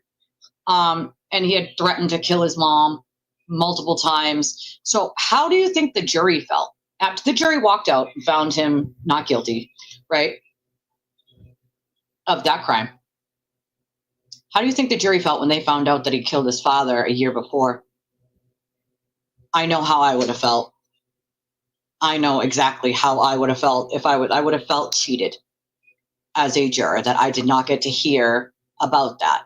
And that's technically because the investigators, in my opinion, didn't do such a good job when it came to the dad's case, and they couldn't disprove his argument that it was self-defense. I mean, he killed both of his parents, and the grandmother in that case really bothers me. Like, cool lady, he can live with you then, right? he can live with you, because I feel like maybe, just maybe, if he threatens your life, you'll feel a little bit differently. The kid clearly needs some serious mental health help, but this is not the first or the last time someone in Florida has been let go from something that was should have been a clear, open and shut case. Yeah. Well, but I mean, I feel like that one piece of information, even if they had said like they couldn't disprove that he was killed in self-defense, I feel, I mean, I guess, again, they have to weigh whether it's prejudicial or not, and that's why they decided not to give it to the jury. But I know how I would feel as a juror, right, if I wasn't given that piece of information. And those people, the jurors, are the ones who have to live with that decision for the rest of their lives. That weight is on their shoulders. That weight is on their shoulders. And I would feel an immense weight if something happened to someone else after I found him not guilty, if he killed his father and then killed his mother, and then say got out and killed his grandmother, or even someone else, some other random person. I would feel responsible as a juror that he was out walking around and had the freedom to do it to someone else, and someone else's life be taken. It is insane. And I do think Florida has a bit of a problem when it comes to their juries. I don't know what the hell is going on over there, but something in the water over at over there. So let's see. There's one other thing real quick. Let's see if it's, wanted to check in on. Still here. Clothing to the state crime lab. Just showing clips, I think, right now. Crap. And in this case, you worked with somebody named Lynette Lampson, right? Yes. She looked at the gun in this case? Yes. Are you aware that another thing that she can do is conduct gunshot residue analysis on clothing? I did not. And if she conducted that kind of analysis, she might have been able to say how this is the guy that yes shot his neighbor. Never sent her the clothing in this case. I did not. It's the first day of this show. You released the pants to next of kin. I released the pants? Yes. Just looking for something. Hold on a second, guys. To Les Campbell, correct? Not the pants. You didn't release the pants to Les Campbell, you just released the items of them? The items that were in the pants to Mr. Campbell. So you still have those pants? Yes. They weren't in that bag of evidence that was released? No. But you never sent them to the state crime lab? I did not. And you had some neighbors who called you talking about finding bullets, right? Yes. You don't have photos of all those bullets they called about, do you? So those calls were not made directly to me. Those were made either when I was off duty or to other. All right. So, sorry, guys. I was trying to find something real quick. So 2 weeks ago, Donna Adelson had a hearing. Here we go. Where did it go?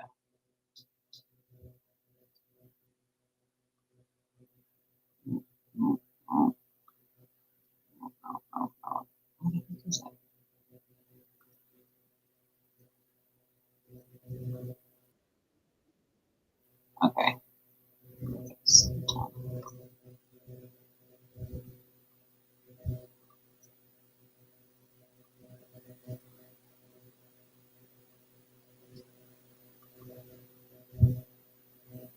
Yeah, mail. Like, shoot somebody over mail. So ridiculous. By the way, this little QR code in the corner here on the top, this actually, for anybody who has iPhones, Maestro made this for me, and I appreciate it. Thank you so much, Maestro.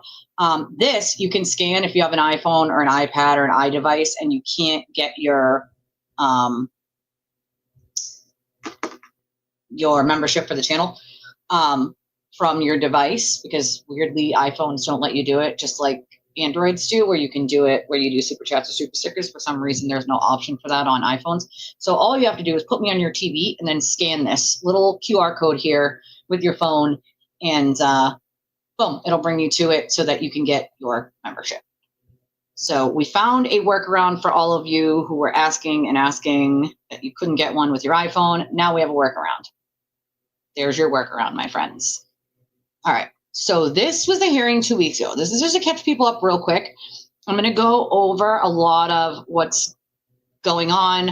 The Adlesen case starts August 19th, jury selection, and we are covering that case just like we said we would over a month ago, probably 2 months ago at this point. I think during the Karen Reed cases, this is one of the ones we decided we would cover. I hate those. Are they loud blasting? I don't know. That's a good question. That's a good question. I mean, they clearly knew that she was trying to flee, you know?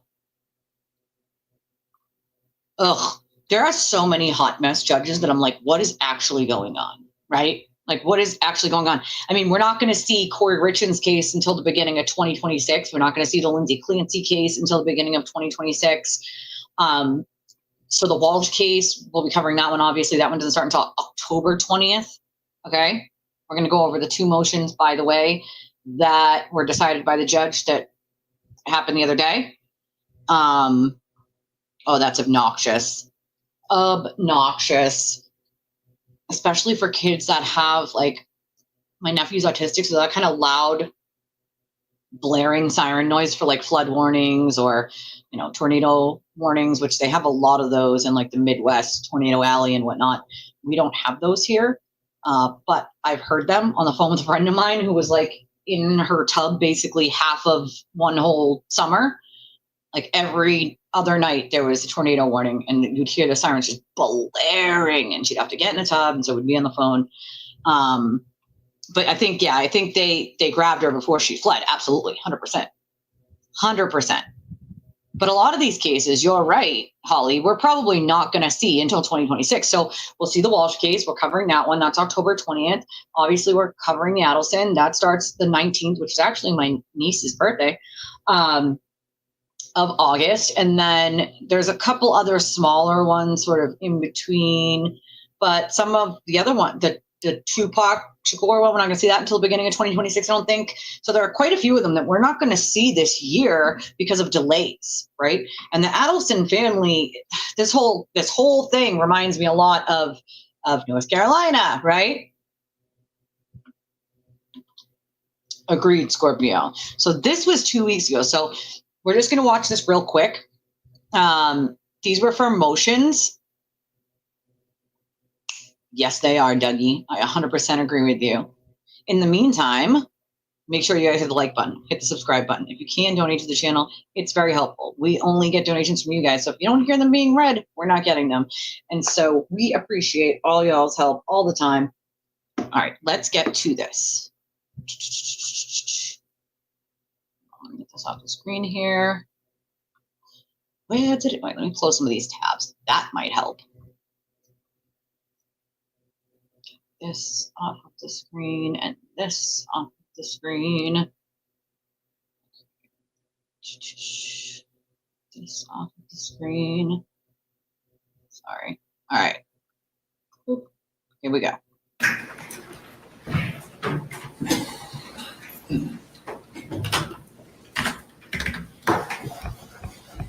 Yeah, no, Wendy hasn't been charged. No. That's all right, Dougie. We appreciate you, my friend.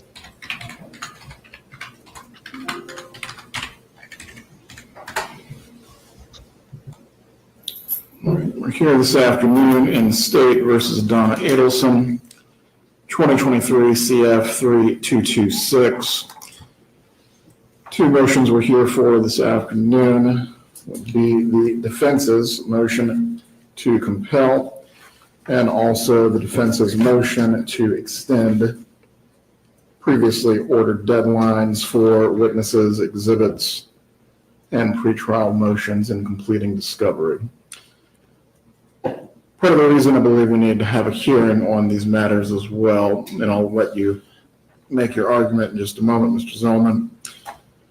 Have you discussed with your client specifically as it relates to the raw data that you are seeking, specifically for Charles Adlesen and herself, that this has the potential to reopening the door of the conflict?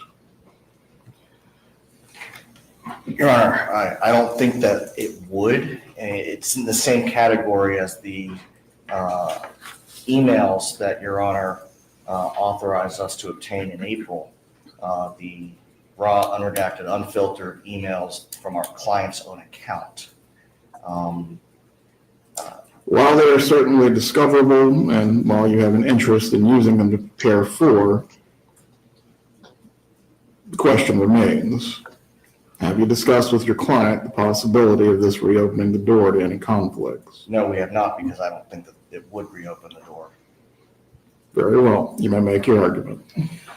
So, Your Honor, you may recall a number of times we've been before the court and the defense, and as laid out in the motion to compel, we have been asking for the raw, unredacted downloads of the emails, and we were repeatedly told that that had been provided to us.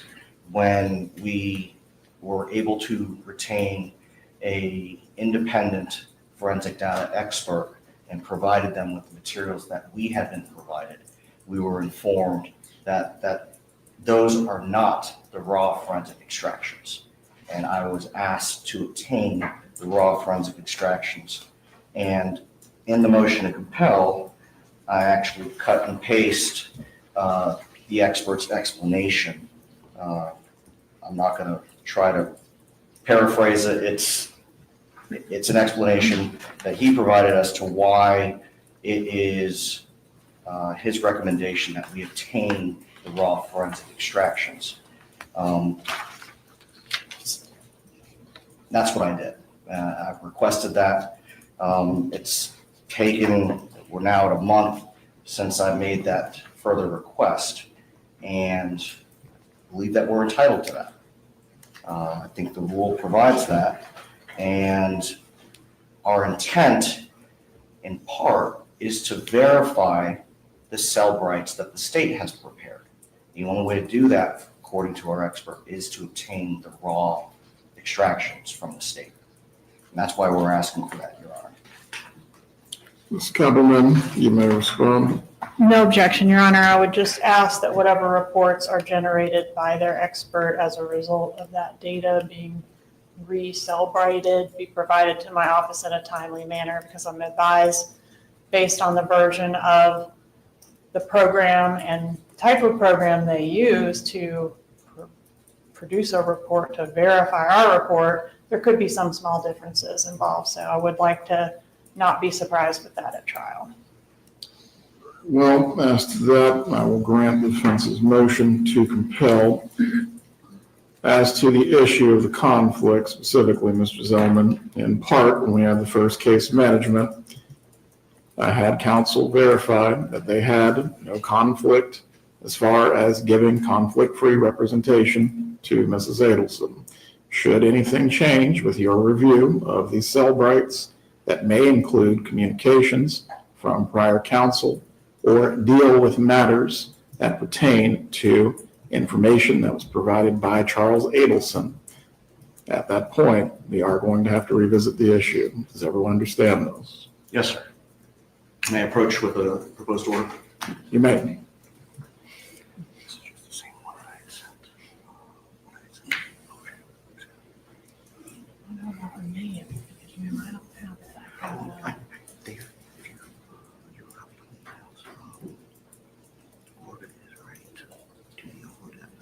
Okay.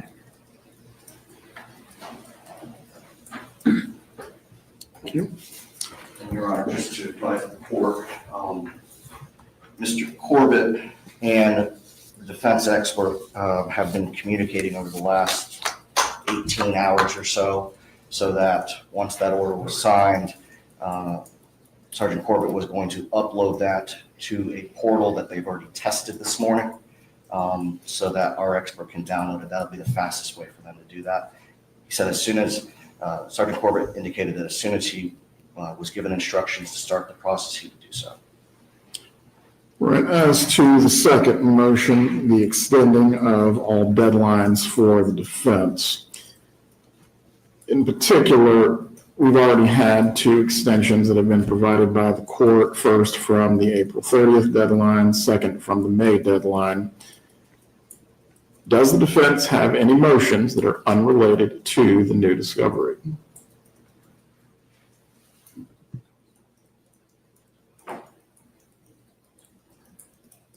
No, Your Honor. All right.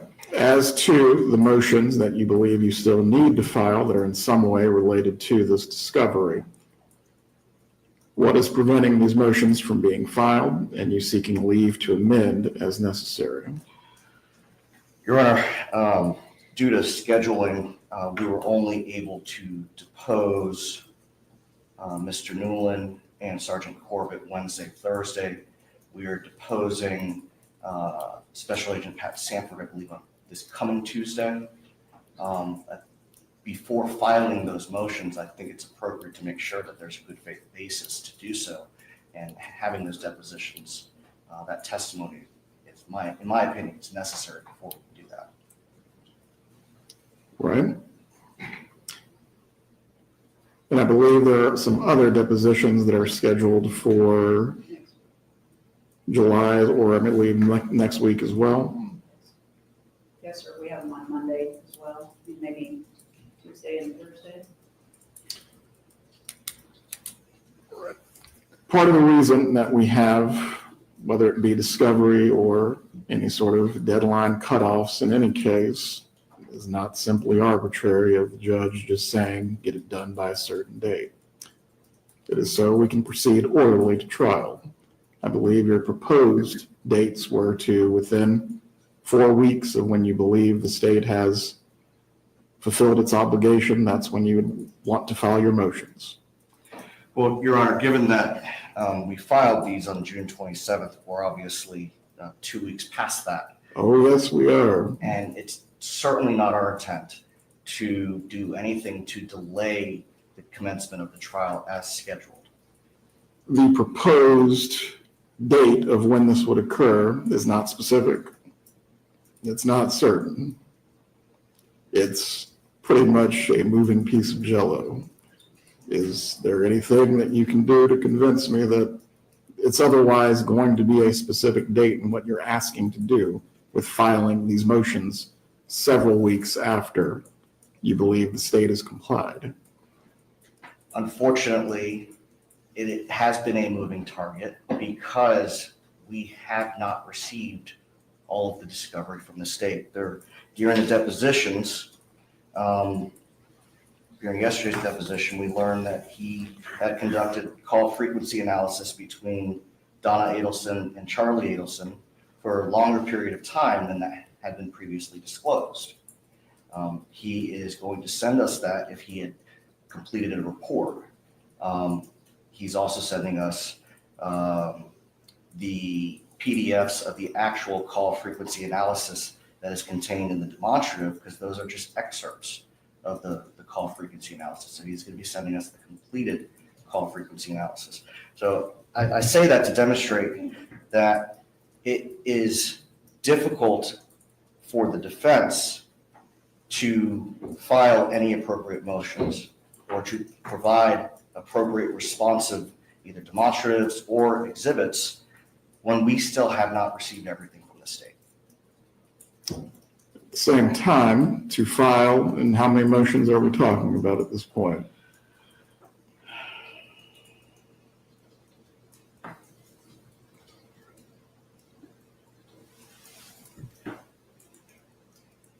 Potentially 3, Your Honor. As to these 3 motions, would any of them affect the ability to actually move forward with the trial on August 19th? No, I don't believe so. None of them are just positive. Very well. Do you have any further argument in support of your motion? No, Your Honor. Ms. Kappelman. No objection, Your Honor. We've just asked that we be given the same grace. I'm aware of at least 1 or 2 more things that the state intends to do that could, need to be done past the deadline. So all indications are that both sides are working diligently to get this done. I understand your comment about the jello, and I've got a couple orders myself of jello that I'm wrangling. So I'm trying to minimize it, but things do come up past the deadline. So we're going to have to work Ms. through those Keppelman things. specifically asked these emails, which has contributed to this. What is it else that you believe is going to come up on the state's behalf? The emails? I said, other than the emails. Oh, what what do do you I think is think going is to come up on the There's state's a behalf? defense witness that's been listed that the state has discussed trying to depose and may try to get that done before the deadline. There's a handwriting expert that the defense is aware of, that a handwriting expert exists, but they haven't been given the name or the report yet. I don't have the report yet. So that's something that's pending that would be in violation of Your Honor's order. So there are a couple outstanding issues that I'm aware of. I was not aware of the issue that the defense just brought up regarding Corbett having done a report, but he does do work to generate the slides that were prepared and discovered by the discovery deadline. When asked about how did you come to those conclusions in deposition, he's going to say, I looked at the data. Well, they want to see that data. Okay, we don't object to that, but I don't think that's the same thing as a discovery violation. The final pretrial hearing is August 8th. As to the date of when all motions need to be filed, so we can have a meaningful hearing on August 8th and proceed to an orderly trial on merits. These motions are going to need to be filed by July 21st. Any motion that is not filed by either the state or the defense by that date, the issues are subject to being deemed as waived. If you need to seek leave to amend as to the specific motions that will be filed on this date, you may certainly do so. However, again, this is not just arbitrary date making to throw something out. If we are going to in fact have a trial on the merits that will be orderly, both parties needed to see what you intend to raise as pretrial legal issues that the court needs to rule upon. There's not going to be a trial by surprise either for the state or for the defense. Am I making myself clear? Yes, Your Honor. Yes, Your Honor. Will you state those dates one more time? Motions to be filed by July 21st and final motion hearings on August 8th. Is that correct? The final pretrial hearing is on August 8th. This time has already been set apart by a previous order. As to the motions in limine, 21st is already passed. I believe the defense has So, renewed its motion concerning the Latin Kings. No more motion. Correct. Yes, Your Honor. The state filed any motion in limine by the previous deadline. Latin Kings, huh? We renewed motions that were filed previously. There's nothing new. Well, as previously ordered, copies of all of these motions, when they are filed, they need to be served upon the court. Please do so if you've not already done that regarding what has already been filed.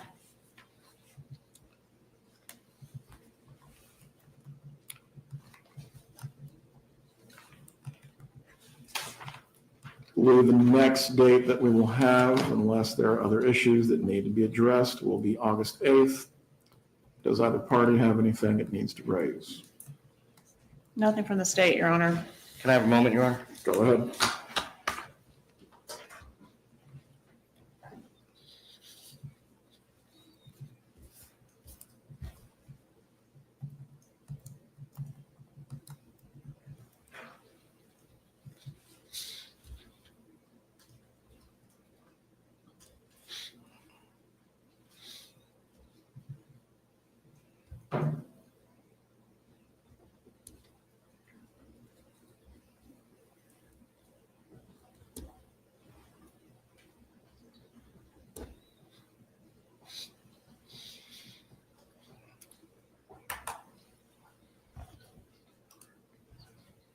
Nothing at this time, Your Honor. Well, we are in recess for this afternoon. Thank you, Your Honor.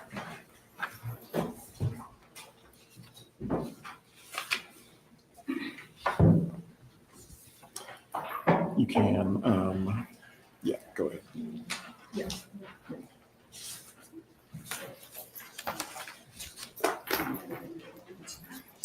What's that?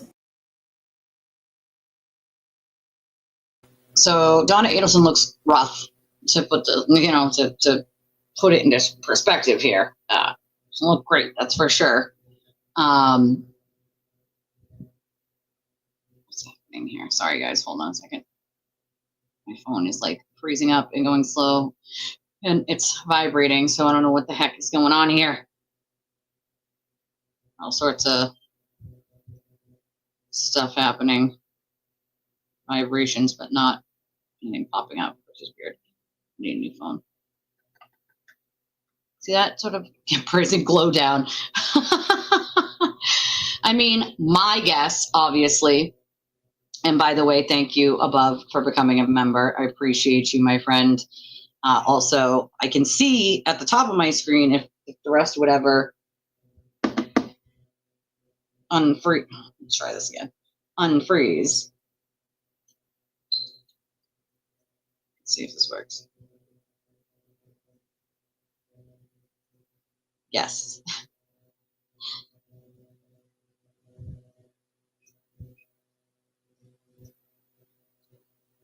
Thank you for the $10 donation. I see it on Venmo. I appreciate you. So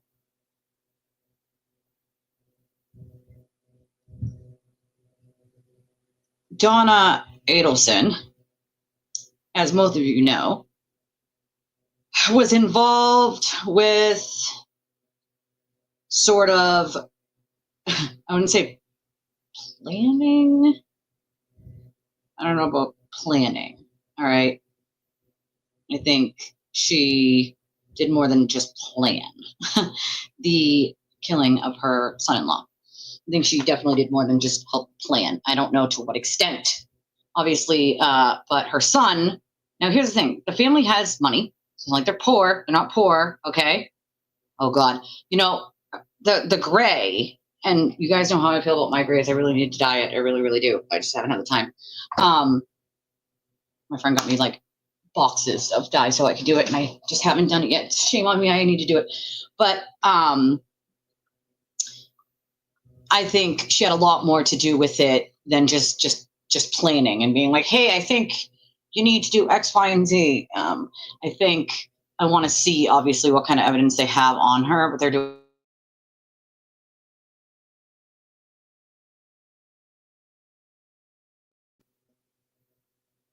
Sorry, I don't want the buffering to continue, so I just want to fix that real quick. Handwriting analysis experts and the state said they're looking at that. So let's hope that the jury does get it right, Joan. I agree with you. But I have to think that the reason Wendy Adlesen, Joan, hasn't been charged is because they just don't have the evidence to charge her that she was involved. Now, I haven't seen anything other than pure speculation that shows that she was involved in her ex-husband's killing. Now, obviously, if that changes, that changes. People say it's hard to believe that she wouldn't have known or that there were, no whispers of it. But you have to remember there are serial killers that have entire families that don't know, right? That they did not know that it's not like, somebody's going to be like, hey, yes, I'm a serial killer and I kill people when you're not around or when I'm not home. So, Charlie's already in jail, right? So I'll show you guys, for those of you who don't know, let me show you here.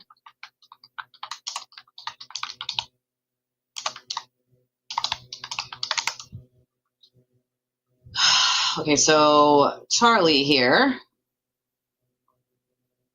I'll show you guys this clip here. Show you guys this clip of Charlie Adelson and what he had to say to the judge before his sentencing. Now, this is Wendy Adelson's brother and Donna Adelson's son, okay? Who already had his trial. He already had his trial. As Your Honor, received those and had an opportunity to review them? I did. I was able to review the letters. They were also a part of the pre-sentence investigation packet, which will be filed in the court file as well. Yes, sir. Nothing further regarding victim impact. What is the state's argument with regard to sentence, at least as it concerns counts 2 and 3? In regards to counts 2 and 3, Your Honor, we are seeking the maximum sentence. We're asking for consecutive 30-year sentences on both of those. I have prepared a score sheet in reference to those. May I approach? You may. Have you already showed the score sheet to Mr. Rushbaugh? I think so, but I'll.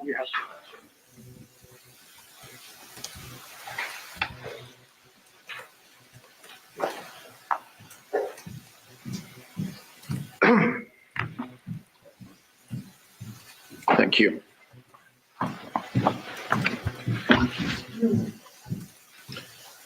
Does the state have any further presentation to make? The only other matter. Tony's gonna give a brief statement that is interesting. Go ahead. The only other matter, Your Honor, is that in reference to costs of prosecution, we've been attempting to gather up some of the necessary financial paperwork from the FBI and TPD and my office as well to see if we can come to an agreement with the defense on what costs of prosecution should be ordered in this case. We have not been able to do that yet, so I would ask for Your Honor to reserve that issue for 90 days. It's possible, as I said, we can reach an agreement on it, but if not, I would ask for a hearing sometime around 90 days to make a determination about costs of prosecution.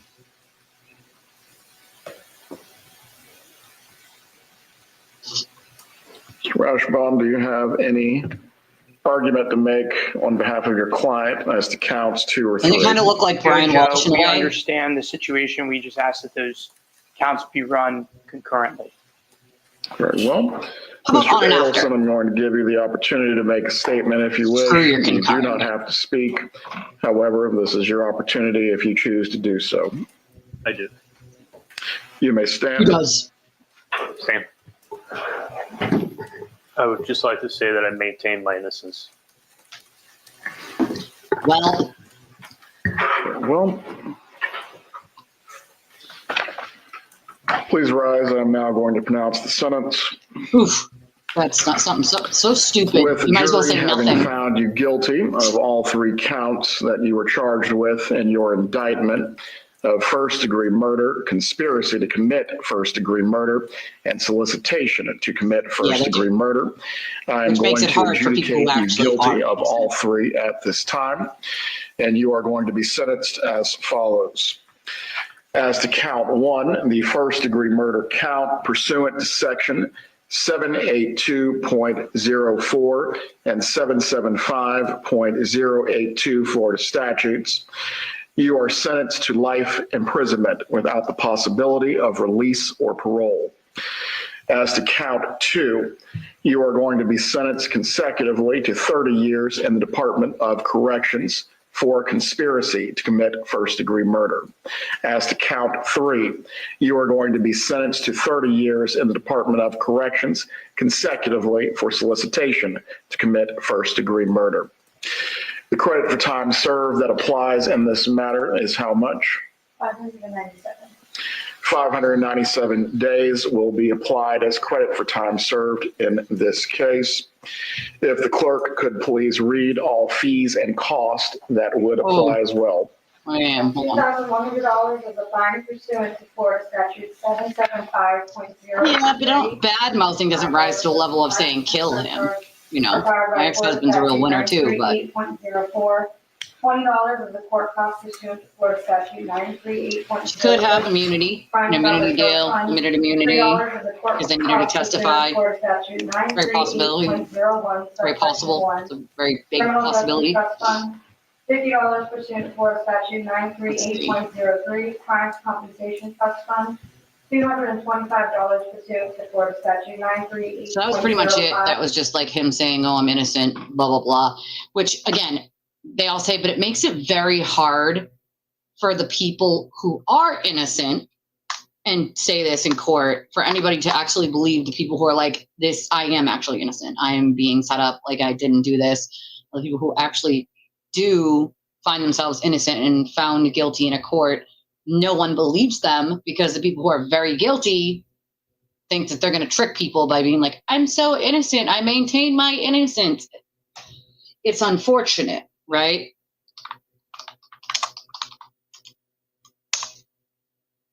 Let's see.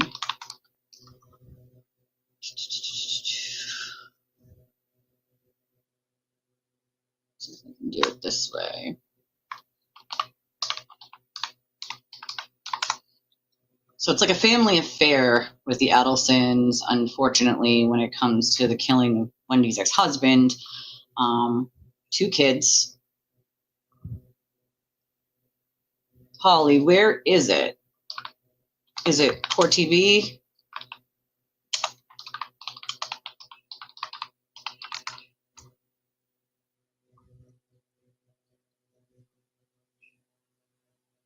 Right here. Found it. I'm going to go back to the beginning of it, though.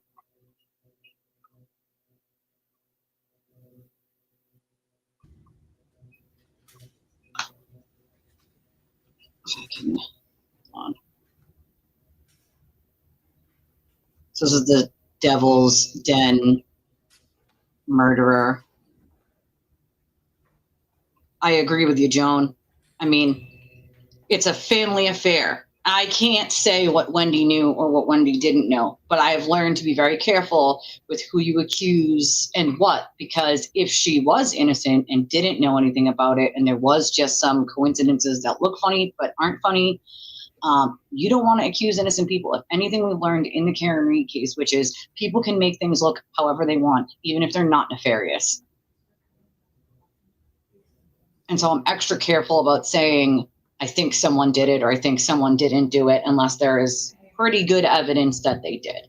You know, you never want to accuse someone who could be innocent based on, you know, people's opinions of what could be suspicious or what couldn't. Anything can be suspicious if that's what you're looking for, is something suspicious. You know, that a lot has taught me this case, the toxicity in it, and people accusing all sorts of innocent people of all sorts of things, including myself. I'm accused of like 100 sock accounts, all sorts of random shit that I never had any part of and never did. Rumors that I'm like, where was I for that? Because that never happened. Like, so I'm very careful now, you know? Right. I mean, all we can do is kind of find out the information through the cases and see what determination we come to after Donna's case on what you can add, you know? Oh, yeah, I agree with you on that. I just have no real evidence that Wendy was involved, and I never want to accuse someone who could be the only one in the family that didn't know. Again, I go back to what happened in the Karen Reed case. Serial killers have entire families that don't know. There might be red flags that they ignore and explain away, like, oh, maybe he's cheating or maybe he's doing this, but they never come to a realization in their head that, oh, maybe he's a serial killer. You know what I mean? I'm not buying it was random. Is that what they're saying? We're about to find out. Yeah, I do know that, but that doesn't always mean that the state has it right either, or it doesn't always mean that they did something that has to, you know what I mean? Unindicted co-conspirator, that you're unindicted. That means there was not enough evidence to indict you, and usually an indictment is the easiest part to get.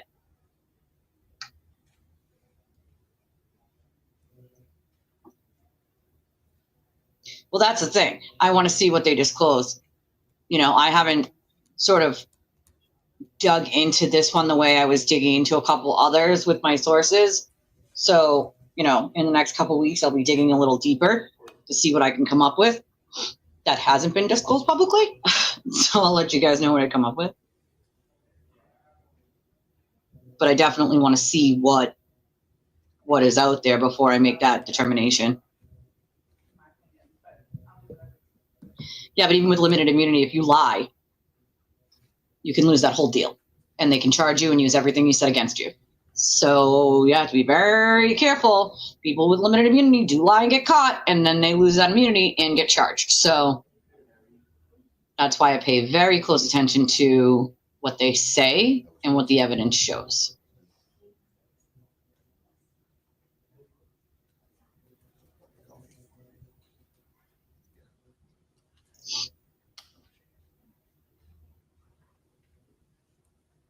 Or if she lies and they catch her, she could lose that immunity. So if they think she lied, I don't know why they didn't already pull that immunity deal and charge her then. It's part of an immunity deal that if you lie, you lose it.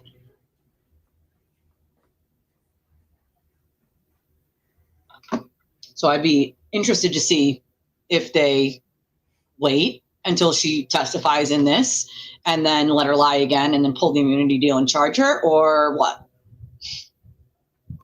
Well, that's why I'm saying that's why I just said what I just said. Well, it'd be interesting to see which way they play this. Capital murder is what it should be. Let me skip a little because clearly they did not start right away with this. Wow. Okay. Yeah. All right. Let's see.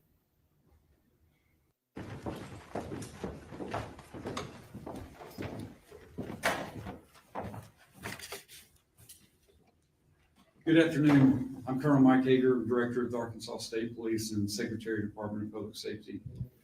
Appreciate you guys coming out this afternoon. We're going to just kind of go through some bullet point information, and I'm sure it's going to spawn a lot of questions. We're going to try to answer as many of those questions as we can. I want to introduce our partners. Well, actually, I'm going to let them introduce themselves, but we do have our two deputy directors, Lieutenant Colonel Mike Kennedy and Lieutenant Colonel Jason Aaron, that are with us, and I believe the rest of the people behind me will speak, and I'll let them introduce themselves. I want to start by thanking our investigators. It's hard to express the amount of time and effort and energy that goes into an investigation like this. You could see it on their face when we walked into headquarters last night, had the opportunity to see them, talk to them, thank them in person at the culmination of this. They're absolutely exhausted. They put every bit of their heart and soul into this investigation to get this suspect brought into custody and taken off the streets. And I cannot thank them enough for that. Also want to thank our law enforcement partners. We are truly blessed in Arkansas. It's not always common, and that's unfortunate, but we have a relationship with our state, local, and federal counterparts that's second to none. There was an incredible amount of cooperation and collaboration that went into this investigation. No part is less than any other's part. There's a total package that has to be looked at, has to be investigated, and these groups work together in a very impressive way. And we can't thank them enough, not just on this case, but in every case that we work within state police. To have that partnership with them is really valuable. I want to thank the public for providing images and videos from cell phones, home, and business security footage that directly advanced this investigation. We'll talk a little bit more about how that played out, but the information that was put out and the request for information back from the public directly resulted in this person being brought into custody. It allowed our investigators a starting point to move forward and to use their skills that they've developed over the years and their experience to bring this person into custody. We had about 500 tips that came in through our phone lines, social media. Not only were there a lot of tips that came in, and we're very thankful for that, but there's a lot of people that have to field those tips. And it's not all badge-wearing, gun-toting members of the state police or Department of Public Safety. We had a lot of civilian personnel that were tasked with that. There was a lot of time and energy spent on triaging those tips and making sure they went to the right people. And so we owe a great gratitude for that support staff that helped with this as well. Although everyone is innocent until proven guilty, we did confirm this morning that our suspect's DNA has been a positive match to the DNA that we suspected to belong to our suspect at the scene. During an interview with investigators, the suspect indicated that he did commit these murders. We executed a search warrant at his residence. There were articles found there that are consistent with being involved in this particular crime. And I will let Major Rhodes speak more of that or more to those details. We do believe he acted alone. We have absolutely no reason to believe that there's anyone else involved, and we do not anticipate any future arrest or any other arrest beyond this suspect. I'm going to go ahead and pass off to Major Stacy Rhodes. She can walk through a little bit more of the information, and I'll return to the podium and we'll answer any questions we can. Well, good afternoon. As he indicated, I'm Major Stacy Rhodes. I oversee the Criminal Investigation Division for the State Police.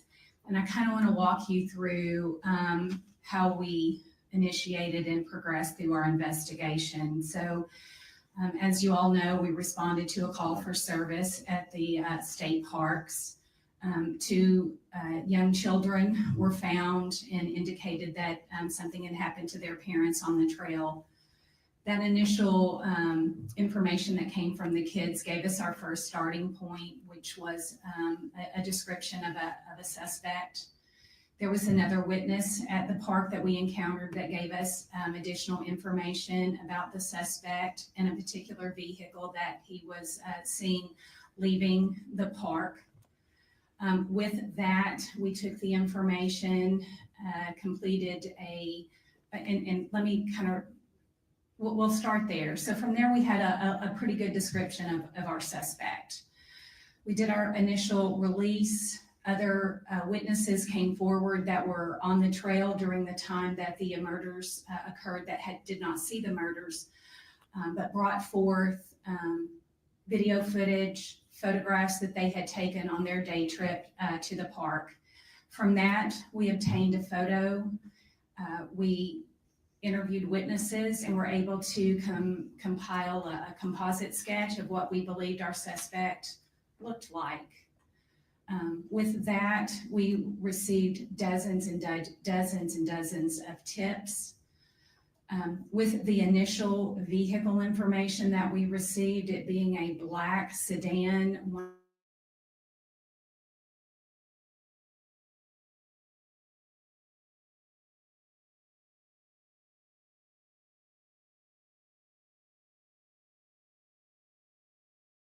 and businesses along. Sorry guys, we were buffering. In and out of the park.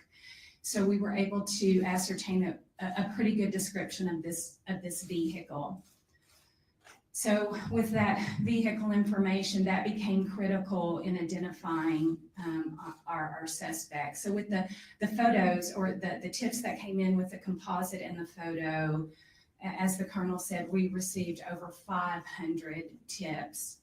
And initially we were using the names and information to come out to compare with, did they have black vehicles? Did they meet a certain criteria of vehicles?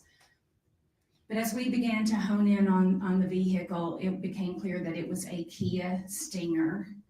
And we used that information to vet various owners, and our suspect was identified. And with that, we sought him out and we located him at a local barber shop there in Springdale. We took him into custody. And with that, we spoke to him and he made statements indicating that he had committed these heinous acts. And our job didn't stop there. We executed a search warrant on his house and also on the vehicle. We are still waiting a lot of testing at the crime lab. But as the Colonel said, DNA that was recovered at the initial crime scene matched his DNA that we pulled last night.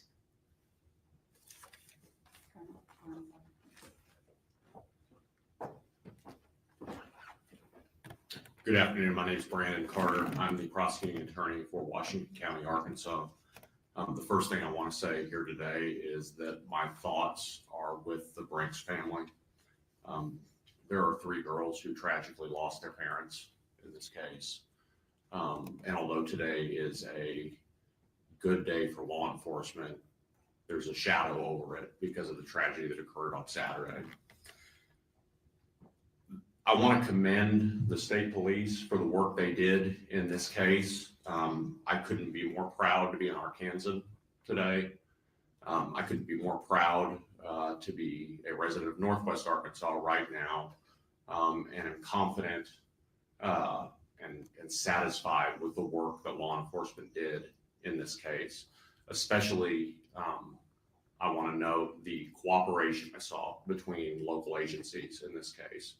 I could name them all off, but I have a list here of 7 to 9 agencies that worked hand in hand to quickly solve this crime. And I commend every law enforcement officer that worked on this case. I also commend any member of the public that provided us information.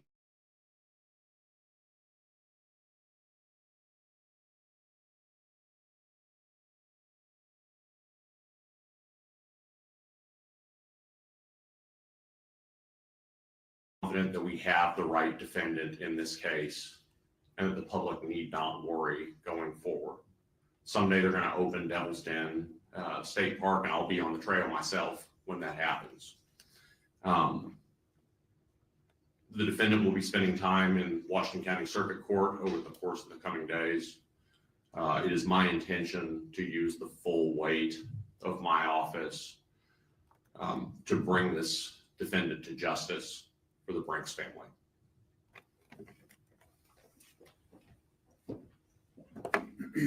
Before we open for questions, just want to touch real briefly on something that gets lost in this sometimes, and that's the family story.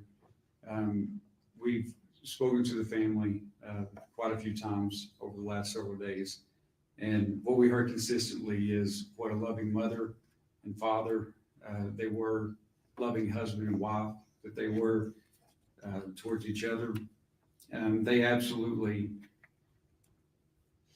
protected those girls to their fullest extent, to the point that it cost them their lives. We're in awe of this mom and dad. They're protecting their We're also in awe of these kids. Girls, the information that they Mother were able took to provide the girls to safety started us down this path. after the husband was stabbed, went back to help him. It all started with those 2 little girls. It's incredible. We also don't want to forget that there was a 3rd sister. Thankfully, she was not with the family on the trail that day, but she suffered just as tragic of a loss, and we need to keep that in mind. Because of that, I would plead with you and the public to please be sensitive to the fact that there's a family that's grieving.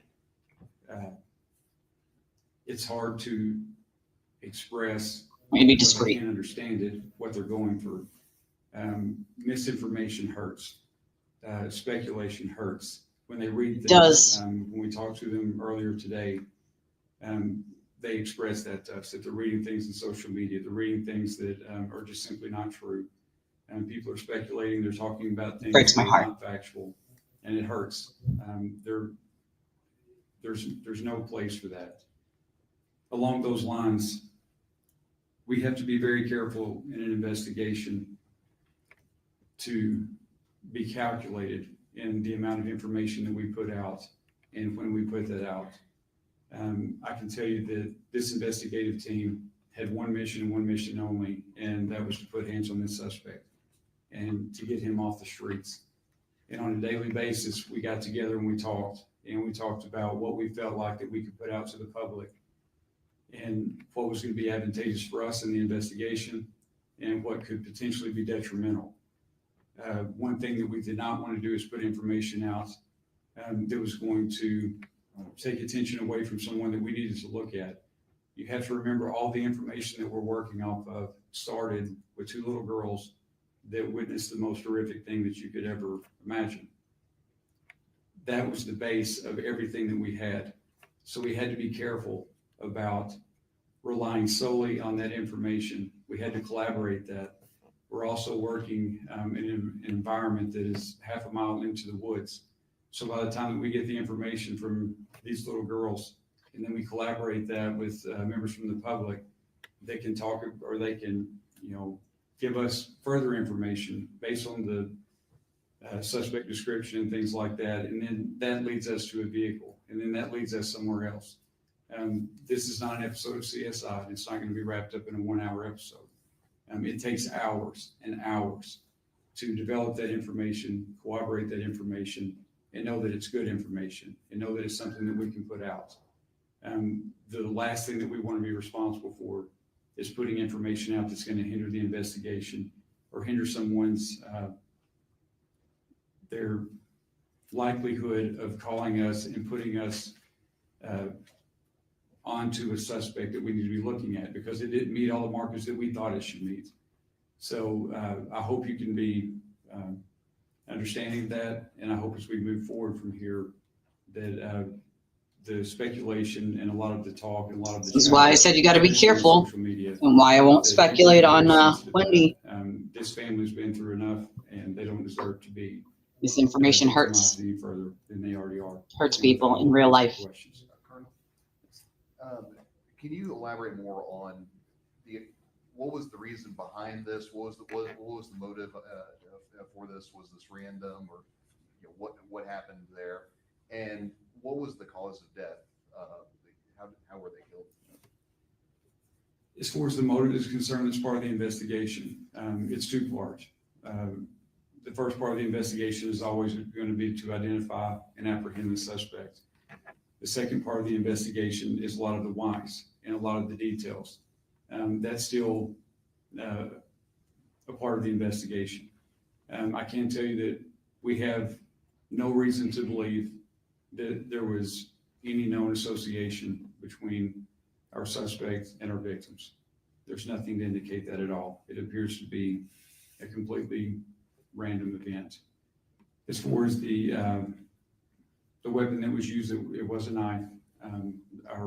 Our victims died by stab wounds. I was going to say stabbing is what I read. We've spoken to a few Right away. parents from students who he was their teacher in different states, and they all kind of gave this synopsis of perhaps he was a predator. Their children felt like he preyed on younger age girls during his time teaching in those states. We were wondering, have you been exploring any connections to the crimes that McGann may have been connected with, and any indication that this was his first time committing this? Was he after those girls? Were those his target? From what we know right now, we have no indication to suggest that the girls were his target. He believe this was his first time, but he just went to that park that one time that day. I heard potentially somebody suspicious could have been there the weekend before. Was he just that first time at the park, or do you think he was laying out and calculating? Honestly, that would be pure speculation on my part. Now that we have our suspect in custody, there's going to be a part of the investigation that's going to go back, and they're going to look at timelines, and they're going to look at kind of his movements leading up to that. And hopefully that will give us all a better picture of why he did this, how long he had planned this, things like that. But right now, that's all part of the investigation. It would simply be speculation on our part. I believe he was injured as well. Can you elaborate on that? During the attacks? Yes, he was injured. I do not know the specifics of those injuries. I do know that his injuries resulted in blood loss, and it was that blood loss that allowed us to establish a DNA profile to begin with, and it was that DNA profile that was matched today against our suspect. I would assume that's any loving parent trying to do whatever they could to protect their loved ones. Absolutely. I would say you're correct. Yes, You ma'am. mentioned some articles found in the house. What was found? Stacey.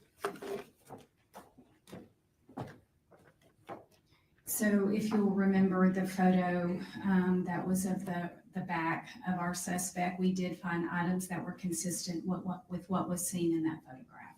Was the weapon there? Well, we don't know that it's the weapon, but we did collect some knives from the residence. We won't know until we test it, obviously. The arrest itself, did he resist? Was he easygoing? What did that look like? No, he was completely cooperative. Can you speak on So weird. the terrain, the area that the victims were found in regards to the girls getting to safety to get help? What kind of time frame that would look like for two girls? Was it a rough terrain? Was it something that, another person found them within an hour, or can you speak on that?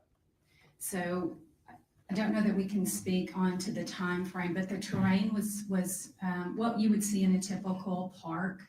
I don't know that it was particularly rugged, but it had some inclines. It was fairly maintained, but it was, our estimation was about a half a mile into the park. So you can imagine how long that would take to get out. One more question. We had heard reports. Can you confirm that the father was stabbed first, the mother took the kids back into the car for safety, went back to help her husband, and then she died too? So the information that we have is that the husband was attacked first. The mother did not return all the way to the car with the kids. We believe that the mother took them to safety and then returned to help her husband. I know you all said that the suspect, I believe, indicated that he had committed these acts. Any more specifics on what he may have said since his arrest? We're not going to comment on that at this point. It wouldn't be fair to the continuing investigation. And then I assume this would be for maybe more the prosecuting attorney, but do you know yet if you'll pursue the death penalty in this case, or what kind of consequences you might seek? This case certainly has the aggravators that exist where a jury should get to decide what the punishment for this defendant is. It is my intention to pose that to a jury. So the state will not be waiving the death penalty in this case. I'm not going to comment on that. Did he indicate he plans to plead guilty to this? Defendant's innocent until proven guilty at arraignment. I anticipate he will plead not guilty, as is custom. I don't know that there's a defense attorney in the United States of America that would allow a defendant to appear at their first appearance and plead guilty. So it is much. Which is weird. To visit about that. Has he indicated he's going to seek a public defender, has a private attorney or anything like that? I'm not aware that a private attorney has been retained yet. If he can't afford a private attorney, I anticipate our local public defender's office will be appointed. I know that y'all spoke that Devil's Den will be closed for the time being, but what about other state parks and the concerns of family and tourists?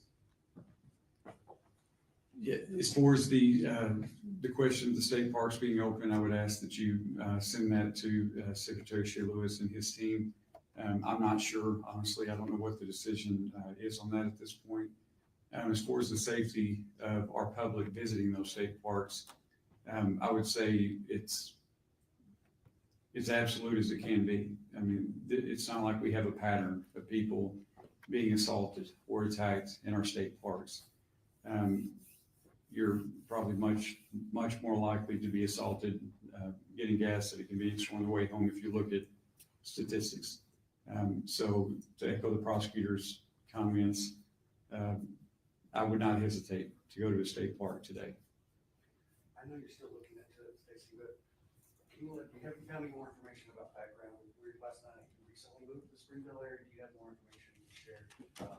And just employees at Springville School District, what else can you tell us? So, I don't have a whole lot. Some of that we will look into. I can just tell you that we found that he lived in Texas and also Oklahoma and had recently moved here and had taken employment as a teacher. It doesn't sound like he was ever an actual teacher in Arkansas, but that he was a teacher in other locations.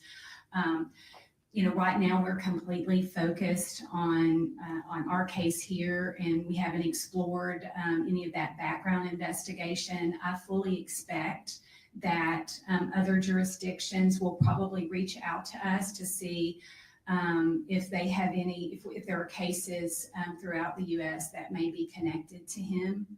I fully expect that. But as of right now, he's the only suspect. He's not a suspect in any other incidents here in our area.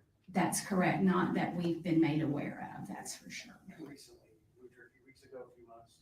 I believe it's been a few months. Yes, sir. Major, can you clarify? You said he made statements indicating that he had killed them. Did he flat out confess, or what exactly did he say? So I was not actually in the room when he was confession, so I'm not going to speak to, I certainly don't want to get that wrong, but just know that he did indicate that he had committed the murders. Would you I guess, would you call it a confession, or you don't know for sure? I would call it an admission. Does the suspect have any sort of criminal history that you all know of? No, he did not. Not any adult criminal history that we've been able to find, for sure. Did he indicate why Springdale's not that far from the state park? Any indication why he, for 5 days, stayed so close to the scene, or was he planning on fleeing the area or the state at some point? There was no indication that he was going to flee the area. He actually had a residence in Springdale, so that's why he was in the area. But he gave just getting his hair done. It doesn't sound like he was making any attempts to conceal. He didn't conceal his car or any of those things. He's trying to conceal his hair first, ma'am. Not that we know. We're still exploring. We just took him into custody last night, so we're still vetting a lot of the information that we don't know about him to this point. How did police pinpoint him at the barbershop? Good old-fashioned police work. Was there any technology used or that aided in the investigation? Absolutely. Can you elaborate on that? Like, were there any license plate readers or anything that gave a tip to where he was at that point in time? I'll just say this, that there's rarely a case that we work that doesn't include those types of things. So we used everything. When I say that it was all hands on deck and there was no stone left unturned, it involved all of those technological aspects. With the high volume of tips that came in, can you elaborate on how you sort of knew which ones to look into? So we had a really good filtering system, and we are aware initially there were some issues with tips and the phone system that we had in place at that time. Once we implemented the tips line, we had a team around the clock filtering through those, and we had a pretty good matrix of the ones that we would push to the top and the ones that we would term a lower priority. So it's, but most of, if we got indication that it involved video, photographs, a first-hand account at the park, those were our priorities. I understand that every case is different. For many years investigated the worst crimes. This typical, a random crime like this, and a person goes back and gets a haircut and same color. Nothing about this case is what I would call conventional. Yes, I don't know why she would say he wasn't trying to conceal. It was the damn hairdresser's lightening his hair. That's where he was arrested. Of course, he was trying to conceal his look. The aspect of just how random it was. It's when we were talking last night in the command center that just doesn't jive with what we know. It was every agent's worst nightmare. Because in a typical investigation, we use what we call victimology. And you can usually kind of pinpoint something that a victim has done or the circumstances they're in, whether, it's a domestic violence or just drug related. You can typically narrow down your suspect pool. We had no way to do that in this case. So it made it particularly difficult. And what makes the work by our agents so extraordinary. Yes, ma'am. Was the suspect trying to change his identity at all? We don't have any indication that he was doing that. He was obviously getting a haircut, but you could chalk that up to school starts next week. So, but he didn't indicate he was trying to alter that I'm aware of, that he was trying to alter his identity. You all mentioned that he was cooperative when you got to the barbershop. Any other initial reaction from him when you all showed up? Anything you can tell us? That's probably best that I not discuss that so early in the investigation to this point. Can you speak on the role of social media I will say that social media did nothing to help our investigation. I would say that it absolutely hindered our investigation. As you heard the Colonel mention, the hurt and the hurt and the. I'm not going to say that that doesn't happen, but to say that it can't help or hasn't helped, to that family. I feel like that So would be easy a lie. to be that keyboard warrior and question everything that law enforcement is doing. And I would just simply say that let us do our job. If you've got a tip, give it to us. Don't spread it on social media unless you're an expert. And if you're an expert, you're probably not on social media. That's not always true. There are experts on social media. There was tape covering the. I'm not one of them, but. Was that the case with his vehicle, and any reason why? Was he trying intentionally to cover up license plates? Yes, he did use tape to conceal some of the things that would help identify his vehicle. You just said he didn't try to do that. He's done this before. Did anybody catch that? There are indications. I mean, you know, everyone speculates that he took there was a lot of thought that went into this to conceal his identity. I will say that, but on the other side of that, he was also very sloppy. So whether he committed something else, we don't know, but we are certainly going to explore that. How long between when you determined that he was? She's not being 100% honest here. Obviously. Made the arrest? How long did that take? Within the hour. How long between when he began questioning until he confessed? I don't know that, I'm sorry. I think we're just gonna take a couple more questions. Anyone else? Can you speak on which agencies and how many officers that were involved?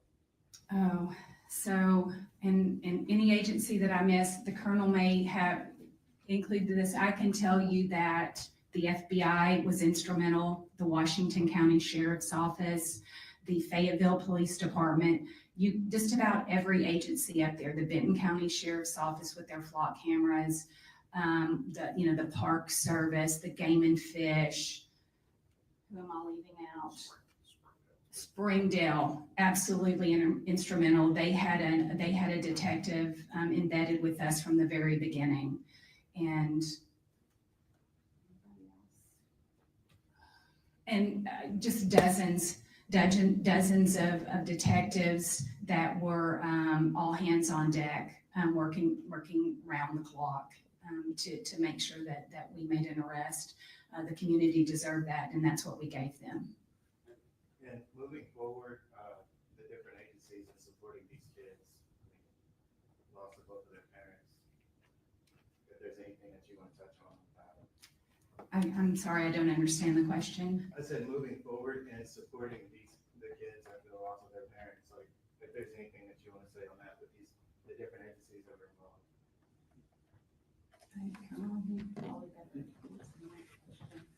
I'm not sure if I understood the question exactly, but I can tell you that Governor Sanders has been in contact with the family multiple times.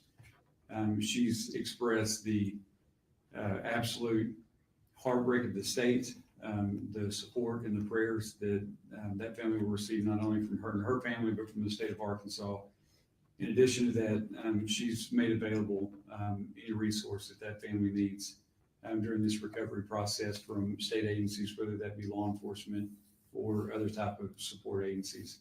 I can also tell you from someone myself that has spoken with the family multiple times, they're an incredibly strong family, and they have a very, very strong family support in place. I have no doubt that those three girls are going to be well taken care of, and they're going to get everything they need from that family. And they also know that if they have a need that we can assist with, we being the state of Arkansas, any type of state public entity, and we will absolutely do that. Lastly, I know why the investigation is ongoing. You're conducting an internal review to see if things can be done better. Call transfers and information. Am I correct? Yes, we will always, after any significant incident, we'll debrief it, and we'll look at what we did right, what we did wrong, what we could do better. I can tell you from our vantage point right now, it's hard for me to be critical of anything that our investigators did. You know this. I know these guys. I know our capabilities. But you forget, honestly, until you see it play out, you see the level of expertise and skill. Cannot say enough about our investigators, and not only the skill set that they use to bring this suspect to justice, but just they put everything into it, their heart and soul. I mean, it was an impressive thing to watch, and so of what we could do better. I'm sure there'll be things, y'all heard me say it before, our agency is comprised of human beings, and we're always going to make mistakes. There's going to be things that we can fine tune, but from my vantage point right now, I have nothing but gratitude and respect for our investigators and the way this was handled. Colonel, one more question. Can you confirm when you spoke to him after the arrest that this was not, he didn't know them, he didn't know the family at all, this was just a pure accidental coincidence that he targeted them? I can confirm that, and again, as Major Rose said, I was not present for the interview, and I've not listened to the interview yet. But I can confirm that we have absolutely no indication, no reason whatsoever to believe that there was any connection at all between our suspect and our victims.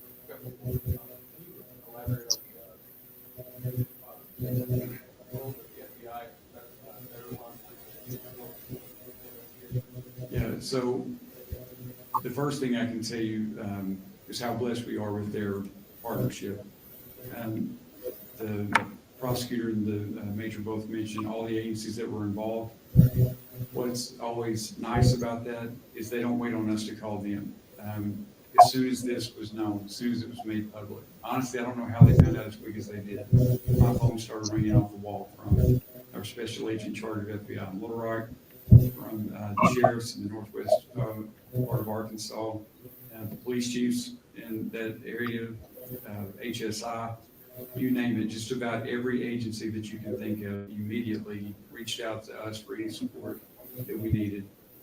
I cannot specifically tell you what roles they played, but I can tell you that they played significant roles.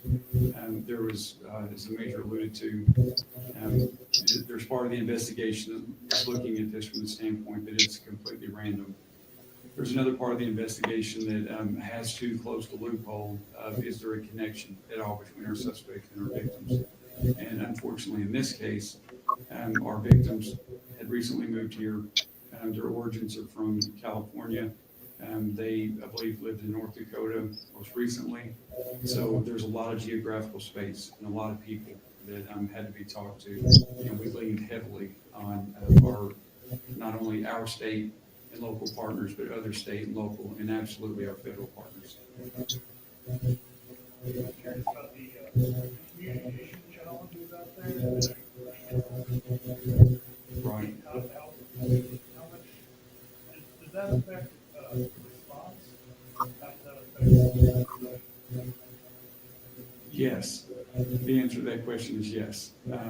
It was very challenging. The fact that we did not have cell service and our investigators didn't have cell service, that other campers on the trail didn't. So, again, it kind of goes back to the type of information that was coming in, the amount of information that was coming in, and the time lapse of the information that was coming in. It all factored in. To say this is an unusual crime scene, unusual crime in just about every aspect, it was extremely challenging. And all of those things came into play, from lack of cell service to the terrain itself. One more. Yes, ma'am. Are the kids enrolled in anywhere near the school that he was running? So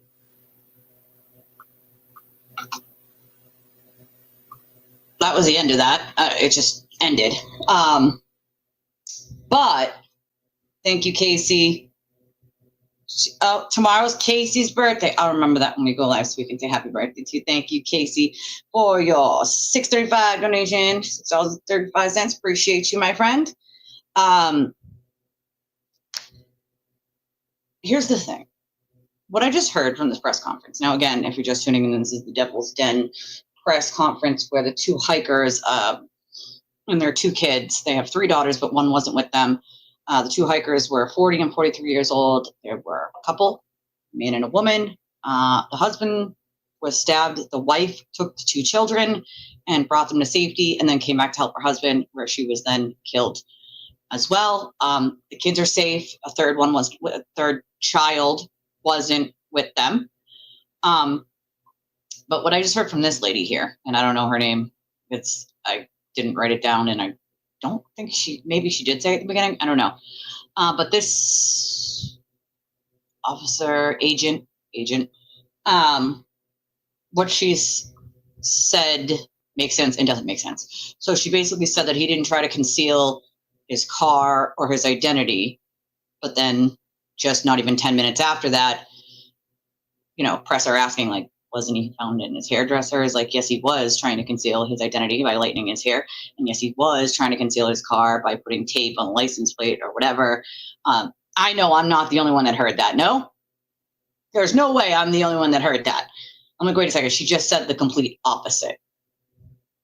Then she said social media hasn't helped. Now, we know from many other cases, including the Koberger case, that social media can be a pain in the ass and create a lot of problems when it comes to cases. But as we know in the Gabby Petito case, it can also be extremely helpful. People pulling up pictures, things they might not have found otherwise.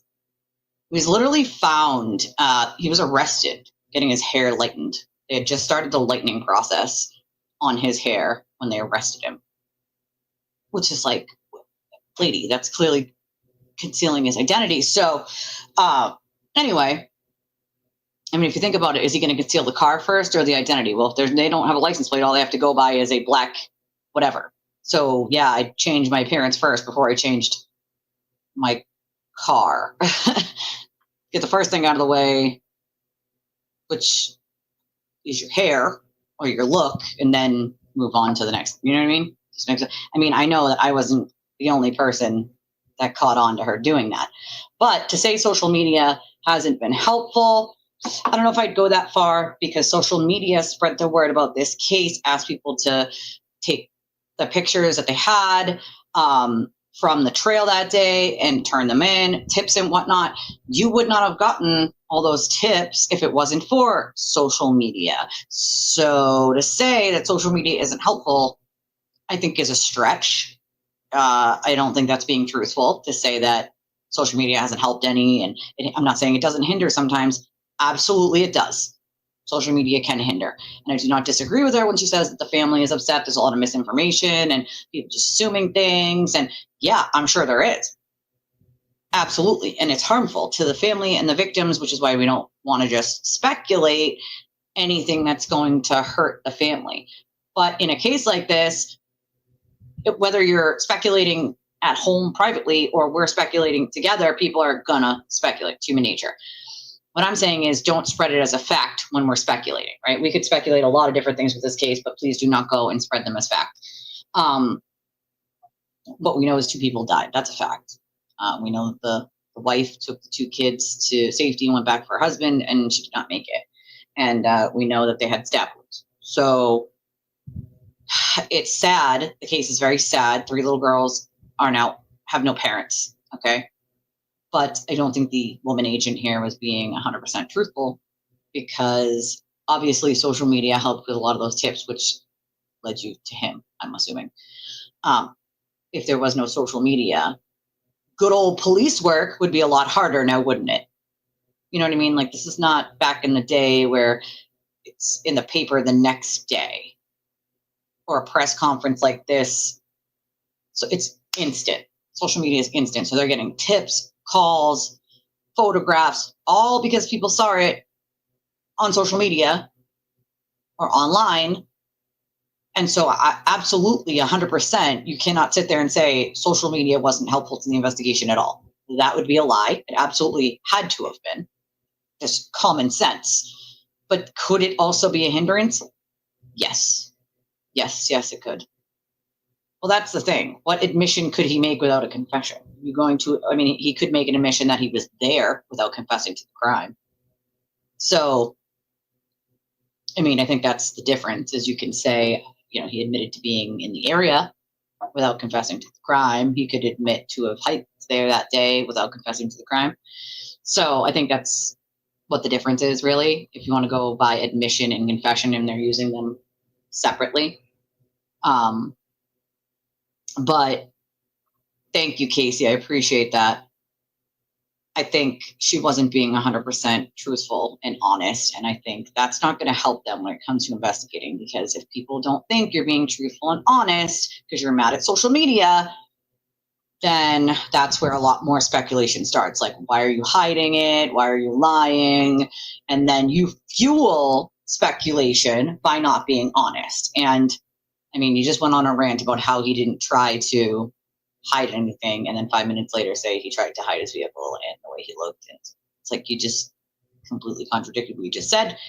And yes, of course, that's how conspiracies start. But you can't say that social media wasn't helpful. That just would be a lie, right? Could it have been harmful? Yes, of course. Thank you, Casey. We appreciate you, my friend. Of course it could be harmful. No doubt it's harmful in a lot of different ways. But without it, you don't also get the things that are helpful. So you have to kind of take the good with the bad, unfortunately, and hope that people like me, content creators, you know, do better, right? We all got to do better. Nobody's perfect. Everybody has their days. You know, we try to just be better tomorrow than we were today, right? Like, that, again, everyone has their days, their moments, their times. I hope together as a community of creators, we can get better little by little in sort of recognizing things that may be extremely harmful to a victim's family or loved ones, and not do those things, right? But I also think that we kind of live in a society where everything is offensive nowadays, literally everything. And I don't think that that's healthy either. I think we should have civil, healthy debates without attacking one another. I think that can happen. And I think we all need to do a better job of that. 100%. All need to do a better job of that. One more thing before I end this show, okay, was the Walshe.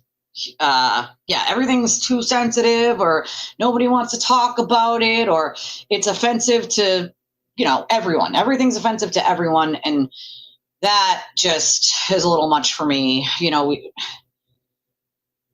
when I was growing up, not everything was so, oh, you can't talk about anything at all, ever, because it might offend someone. Something is always going to offend someone. So if we avoid every topic because something is going to offend someone, then we will never have anything to really talk about, you know? Ooh, thank you, Holly. I'll check that out after I get off real quick. But I just want to show you guys this real quick. So there were the motions that was the other day in the Brian Walshe case. And the judge sort of sided with the prosecution mostly, okay, on those motions. Electronic evidence during the upcoming trial of Brian Walshe. Walshe is accused of killing and dismembering his wife, Anna, back in 2023. Anna Walsh's body has never been found. Last week, Brian Walsh's attorneys asked the judge to restrict the use of potentially incriminating online searches, but those will be allowed. Walsh's trial is set to begin on October 20th. All right. So basically there were some motions, right, the other day about Brian Walshe, and multiple agencies all led just pause this.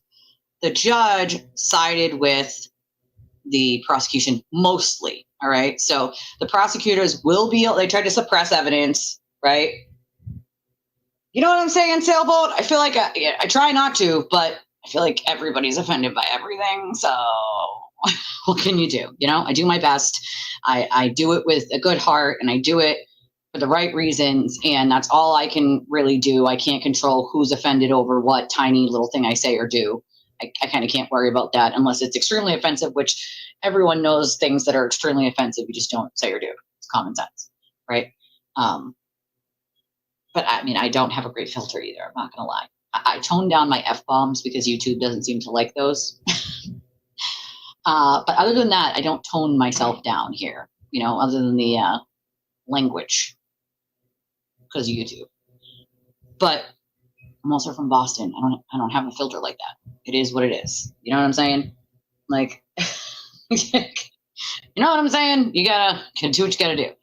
So they will be allowed, the prosecutors will be allowed to introduce a ton of evidence that the defense in Brian Walsh's case was seeking to suppress. Okay. So electronic evidence, it says, including like the searches, those really bad searches, those they're going to be allowed to use, which are pretty bad.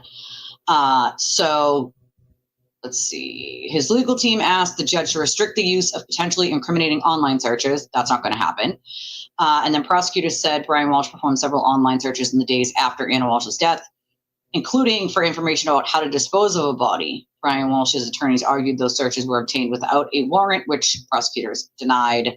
Investigators took 8 devices from his house, including the one on which Trooper Garino said he found the suspicious searches.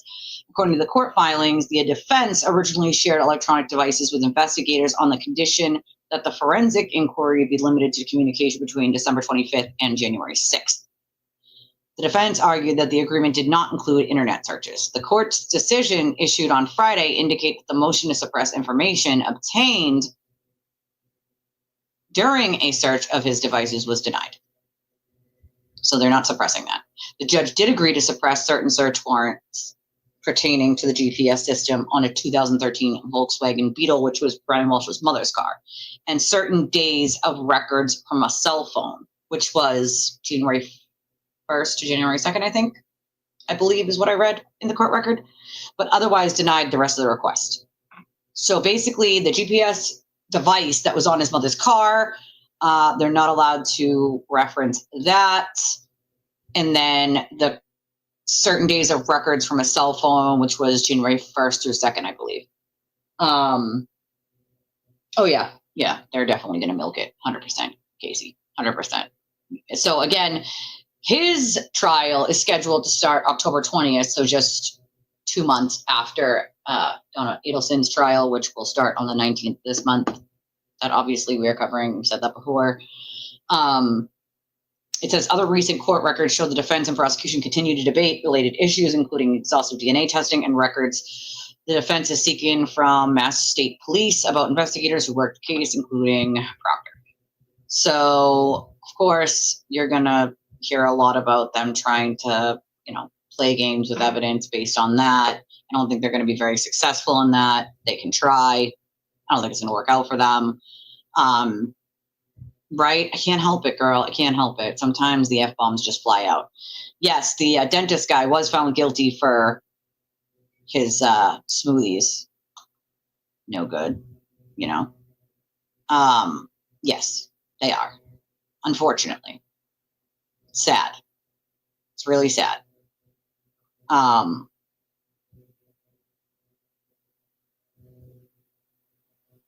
Oh, yeah.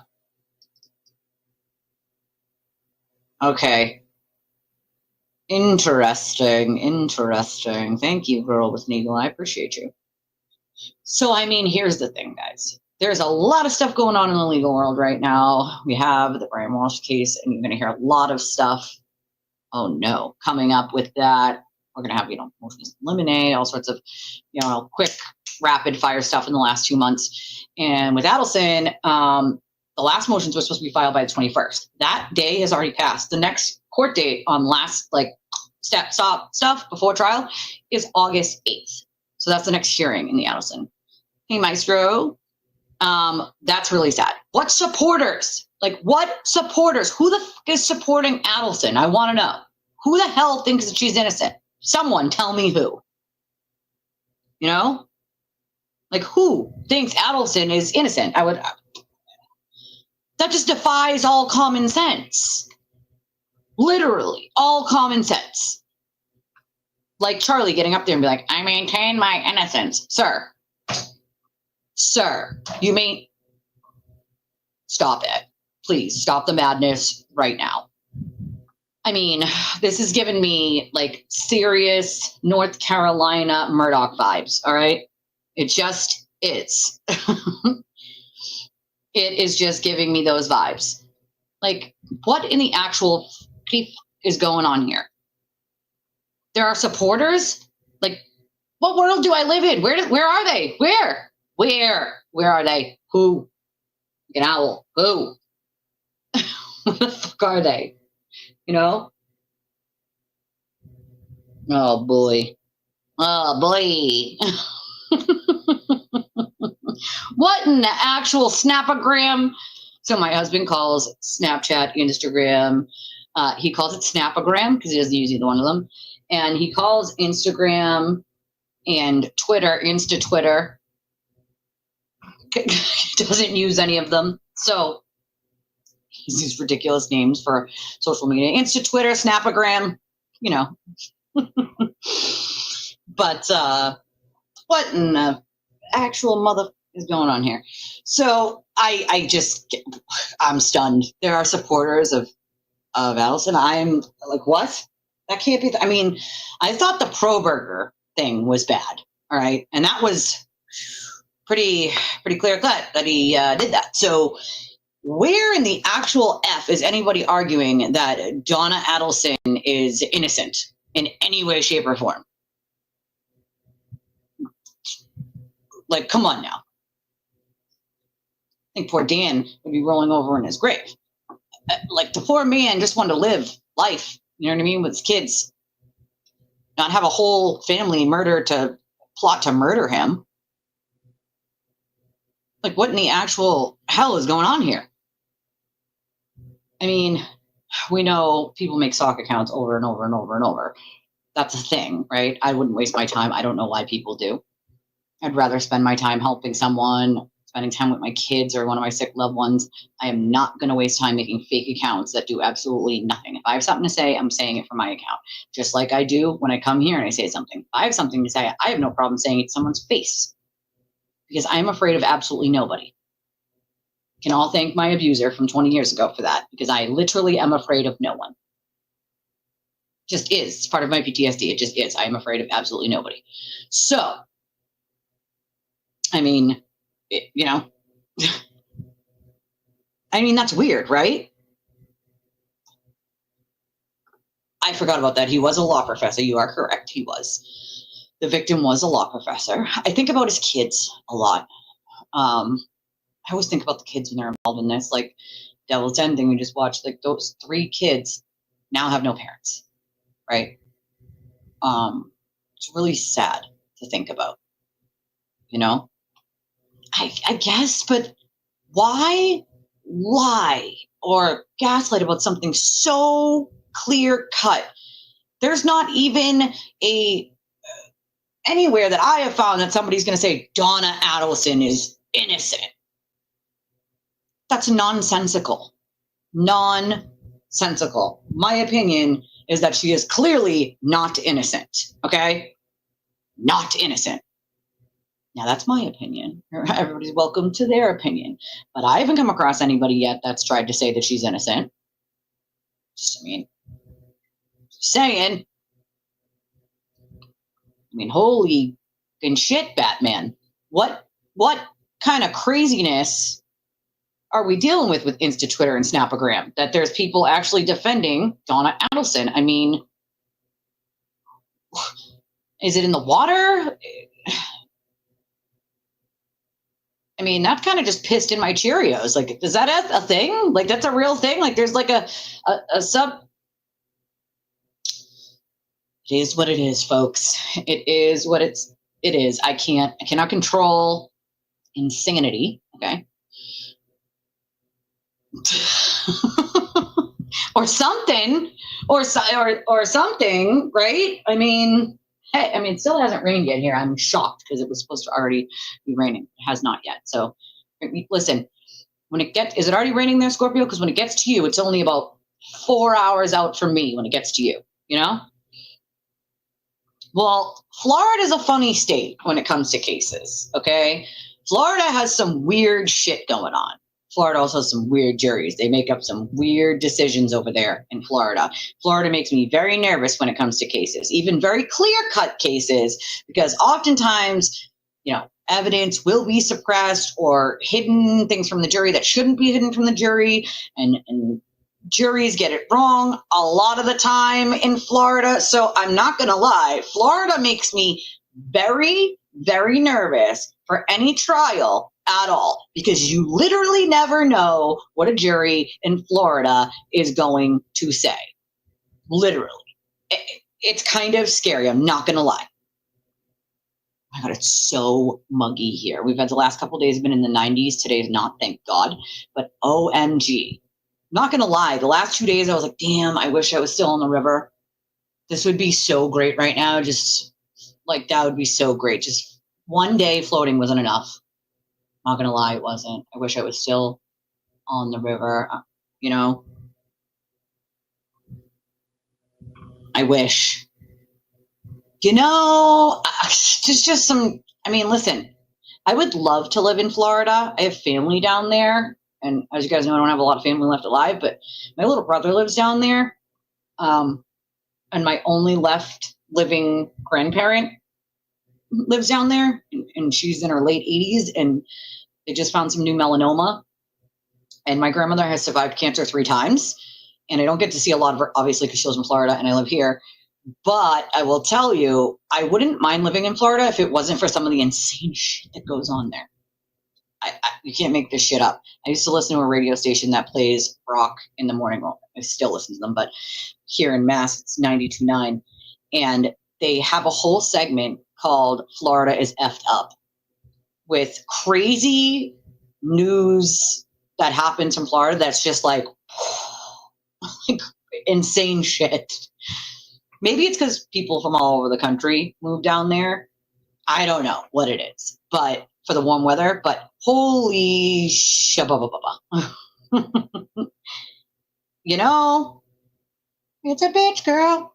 Don't make me sing, guys. I'm not a good singer. You know, I not in Florida, okay? There are some states where you're like, all right, common sense here is usually, you know, this is what's probably going to happen. You know, you can never really, juries are very unpredictable.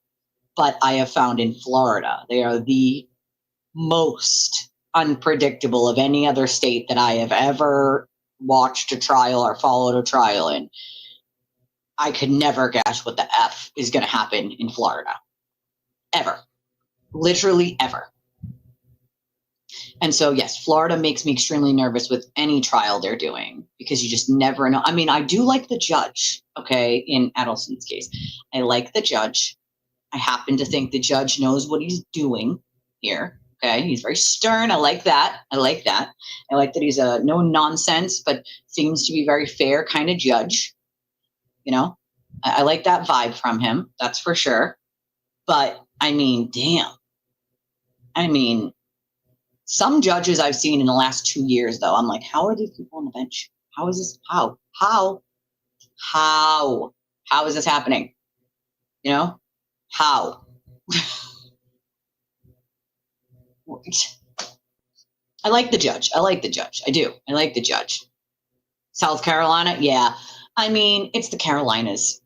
But Florida, it's just one of those ones you're like, God damn it, Florida. What the fuck is going on down there? What the fuck is going on down there, Florida? What in the actual hell? Okay? What in a Sam's hell? All right, so there's not a lot left that we have. Hey, Monarch. For news, we went over pretty much everything I wanted to touch on, I think, today. There are a couple other little, you know, news things out there of, you know, different things that have happened. We've had a lot of things with airplanes going on lately. That makes me a little nervous. I don't know what the hell's going on in our skies, but something fishy's going on, all right? Lots of planes that have crashed or emergency landed, and it's a little weird, I'm not going to lie. Makes me a little nervous. This is why I don't fly. No, I don't fly because my husband doesn't like to fly. We drive. If we have to, we drive. My husband does not like flying. Can't blame him after all the stuff that's going on in the skies. I think the last time I flew was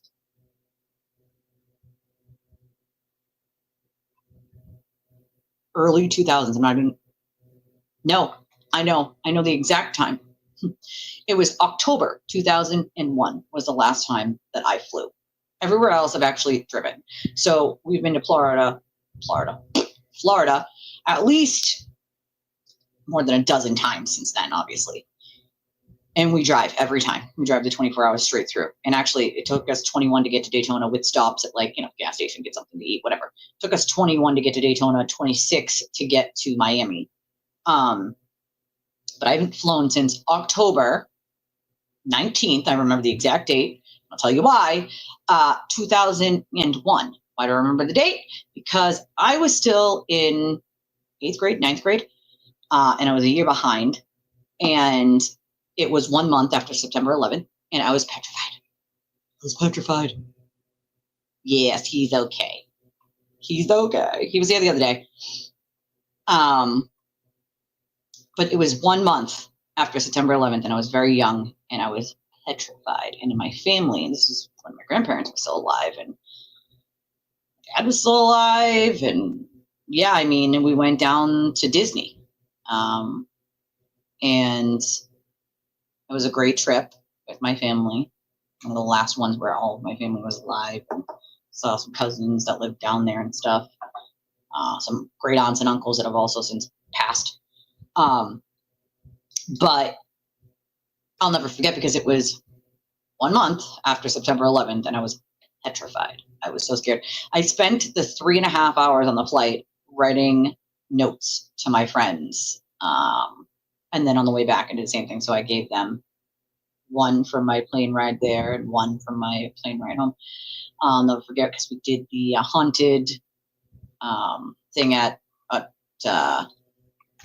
Orlando Studios. I forget what, but they did this parade. They picked us to be on the floats, and we got to throw everybody, beaded necklaces, and it was this haunted thing they do every year in Disney. Haunted Halloween nights or something like that it was called. We got these little coins that set it on them and the necklaces that set it on them. It was pretty cool. But yeah, I mean, yeah, see, it was scary. 1 month after September 11th. That was the last time I flew in an airplane. Last time. Driving since then. Although, listen, I said, there's one thing I want to do on my bucket list, and I really want to do a cruise, and I would like to fly to where we would come out, like get on the boat instead of driving, but hey, that's a few years away at least. So, my mom's birthday is the 20th, and my niece's birthday is the 19th. So 2001. My oldest was born 2004. So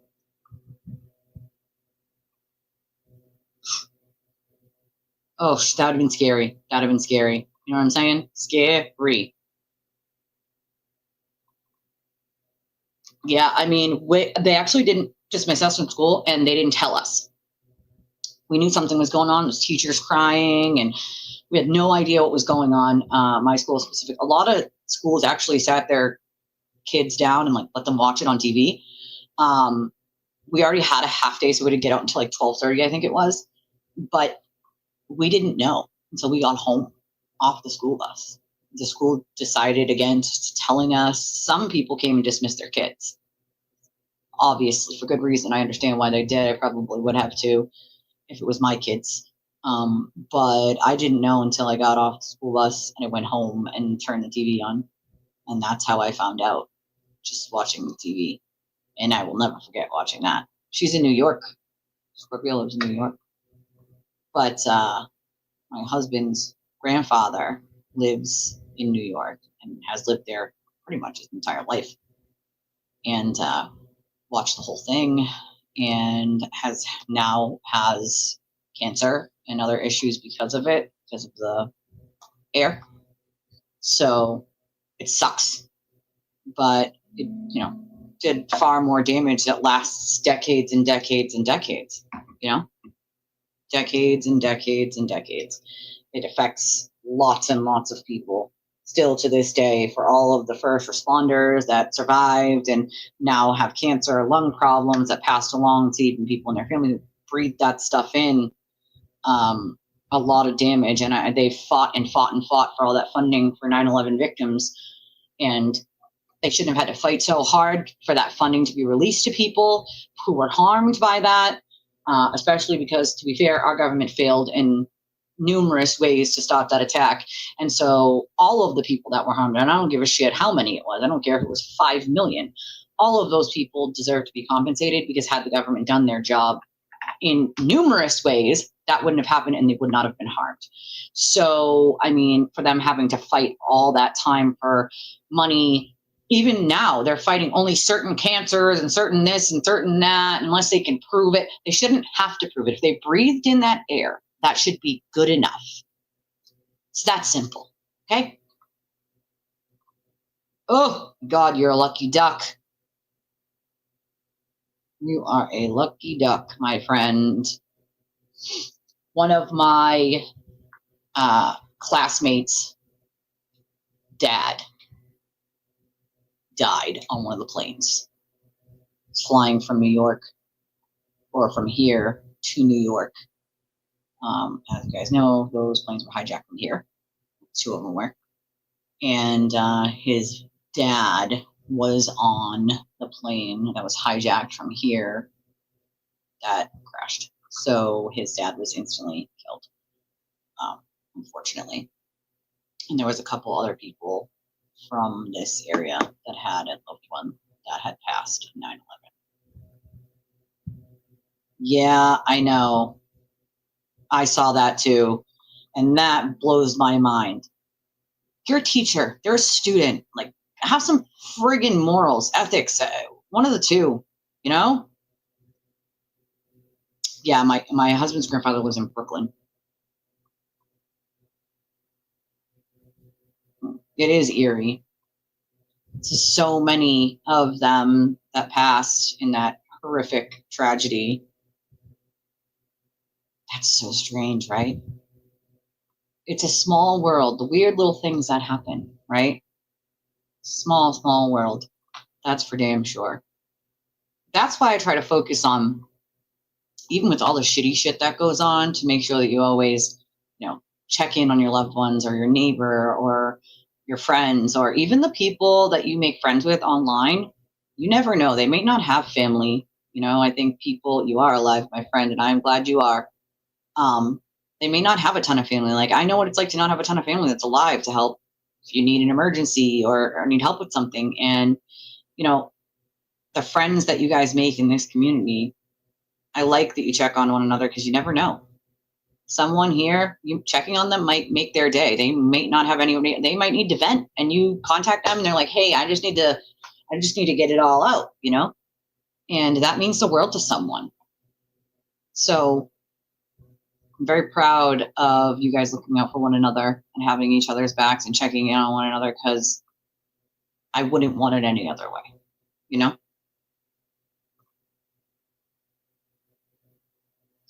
Oh, yes, not removing Charlie's lawyer that caused delay. Well, they just asked, is there going to be any more delays before, like, not filing motions? You file all your motions, is there going to be any delays? And, you know, Donna's attorneys say, no, nothing should be delayed. The trial should be starting on time, you know? Yeah, it was, I remember the whole thing as if it was yesterday, like the second I found out, watching it on TV, what happened at school. I don't think there's another day that I can remember that clearly, you know? And it's obviously because of what happened, you're gonna remember it. That's the crazy part. That is the crazy part. All right. I'm gonna go figure out what I'm gonna make for dinner, because I am starving like a hostage. And I gotta pee. In case you guys needed to know, I'm gonna tell you anyway. I don't see any other donations, so I'll check real quick. But in the meantime, if you'd like to donate to the channel, you can do so one of a bunch of different ways. These ways: Venmo, Cashapp, PayPal, Revolut. We have a link that's in the chat, also in the description of the video. You can use, if you have a credit or debit card and you want to do it that way, make sure you use this little QR code here in the corner at the top of the screen. If you have an iPhone, you can scan that code and you can get your membership to the channel. That is our workaround for those of you that have iPhones, because apparently people with iPhones cannot do it below in the chat where like the super chats and super stickers are. Apparently you guys can't do that. So we made that, well, I didn't make it. Maestro made it. And I always give the credit to the person who did it. Maestro made this workaround for us. We appreciate you for that, Maestro. And so you can scan that and you can get your membership to the channel. All of the information and our wish lists are in the description of the video, on the front of our YouTube, etc., etc. Make sure that you hit the like button, the subscribe button, and you move all your notifications from some to all. It automatically puts you on some, that little bell when you hit subscribe next to my channel, which is, again, it's free to subscribe. You don't have to pay money to subscribe. There's a little bell next to that. And if you click on that bell, it automatically puts you to some. If you move it to all, you'll always be notified when I go live. I've watched all of the documentaries on 9/11, literally all of them. Yep. I watched that, all about that lady, which is insane to me that somebody would do that, but, you know. I know, I will totally do that because I drank the whole large coffee, and that's probably actually so bad. All right. I love your stinking faces. I will see you guys tomorrow morning. In the meantime, if you need me, you know how to get in touch with me. Twitter, Discord. In our Discord, you can DM me or at me. You can get me on email and Facebook. So, and I'll see you guys tomorrow morning. Everybody have an amazing afternoon and an amazing evening. Love you guys. Bye.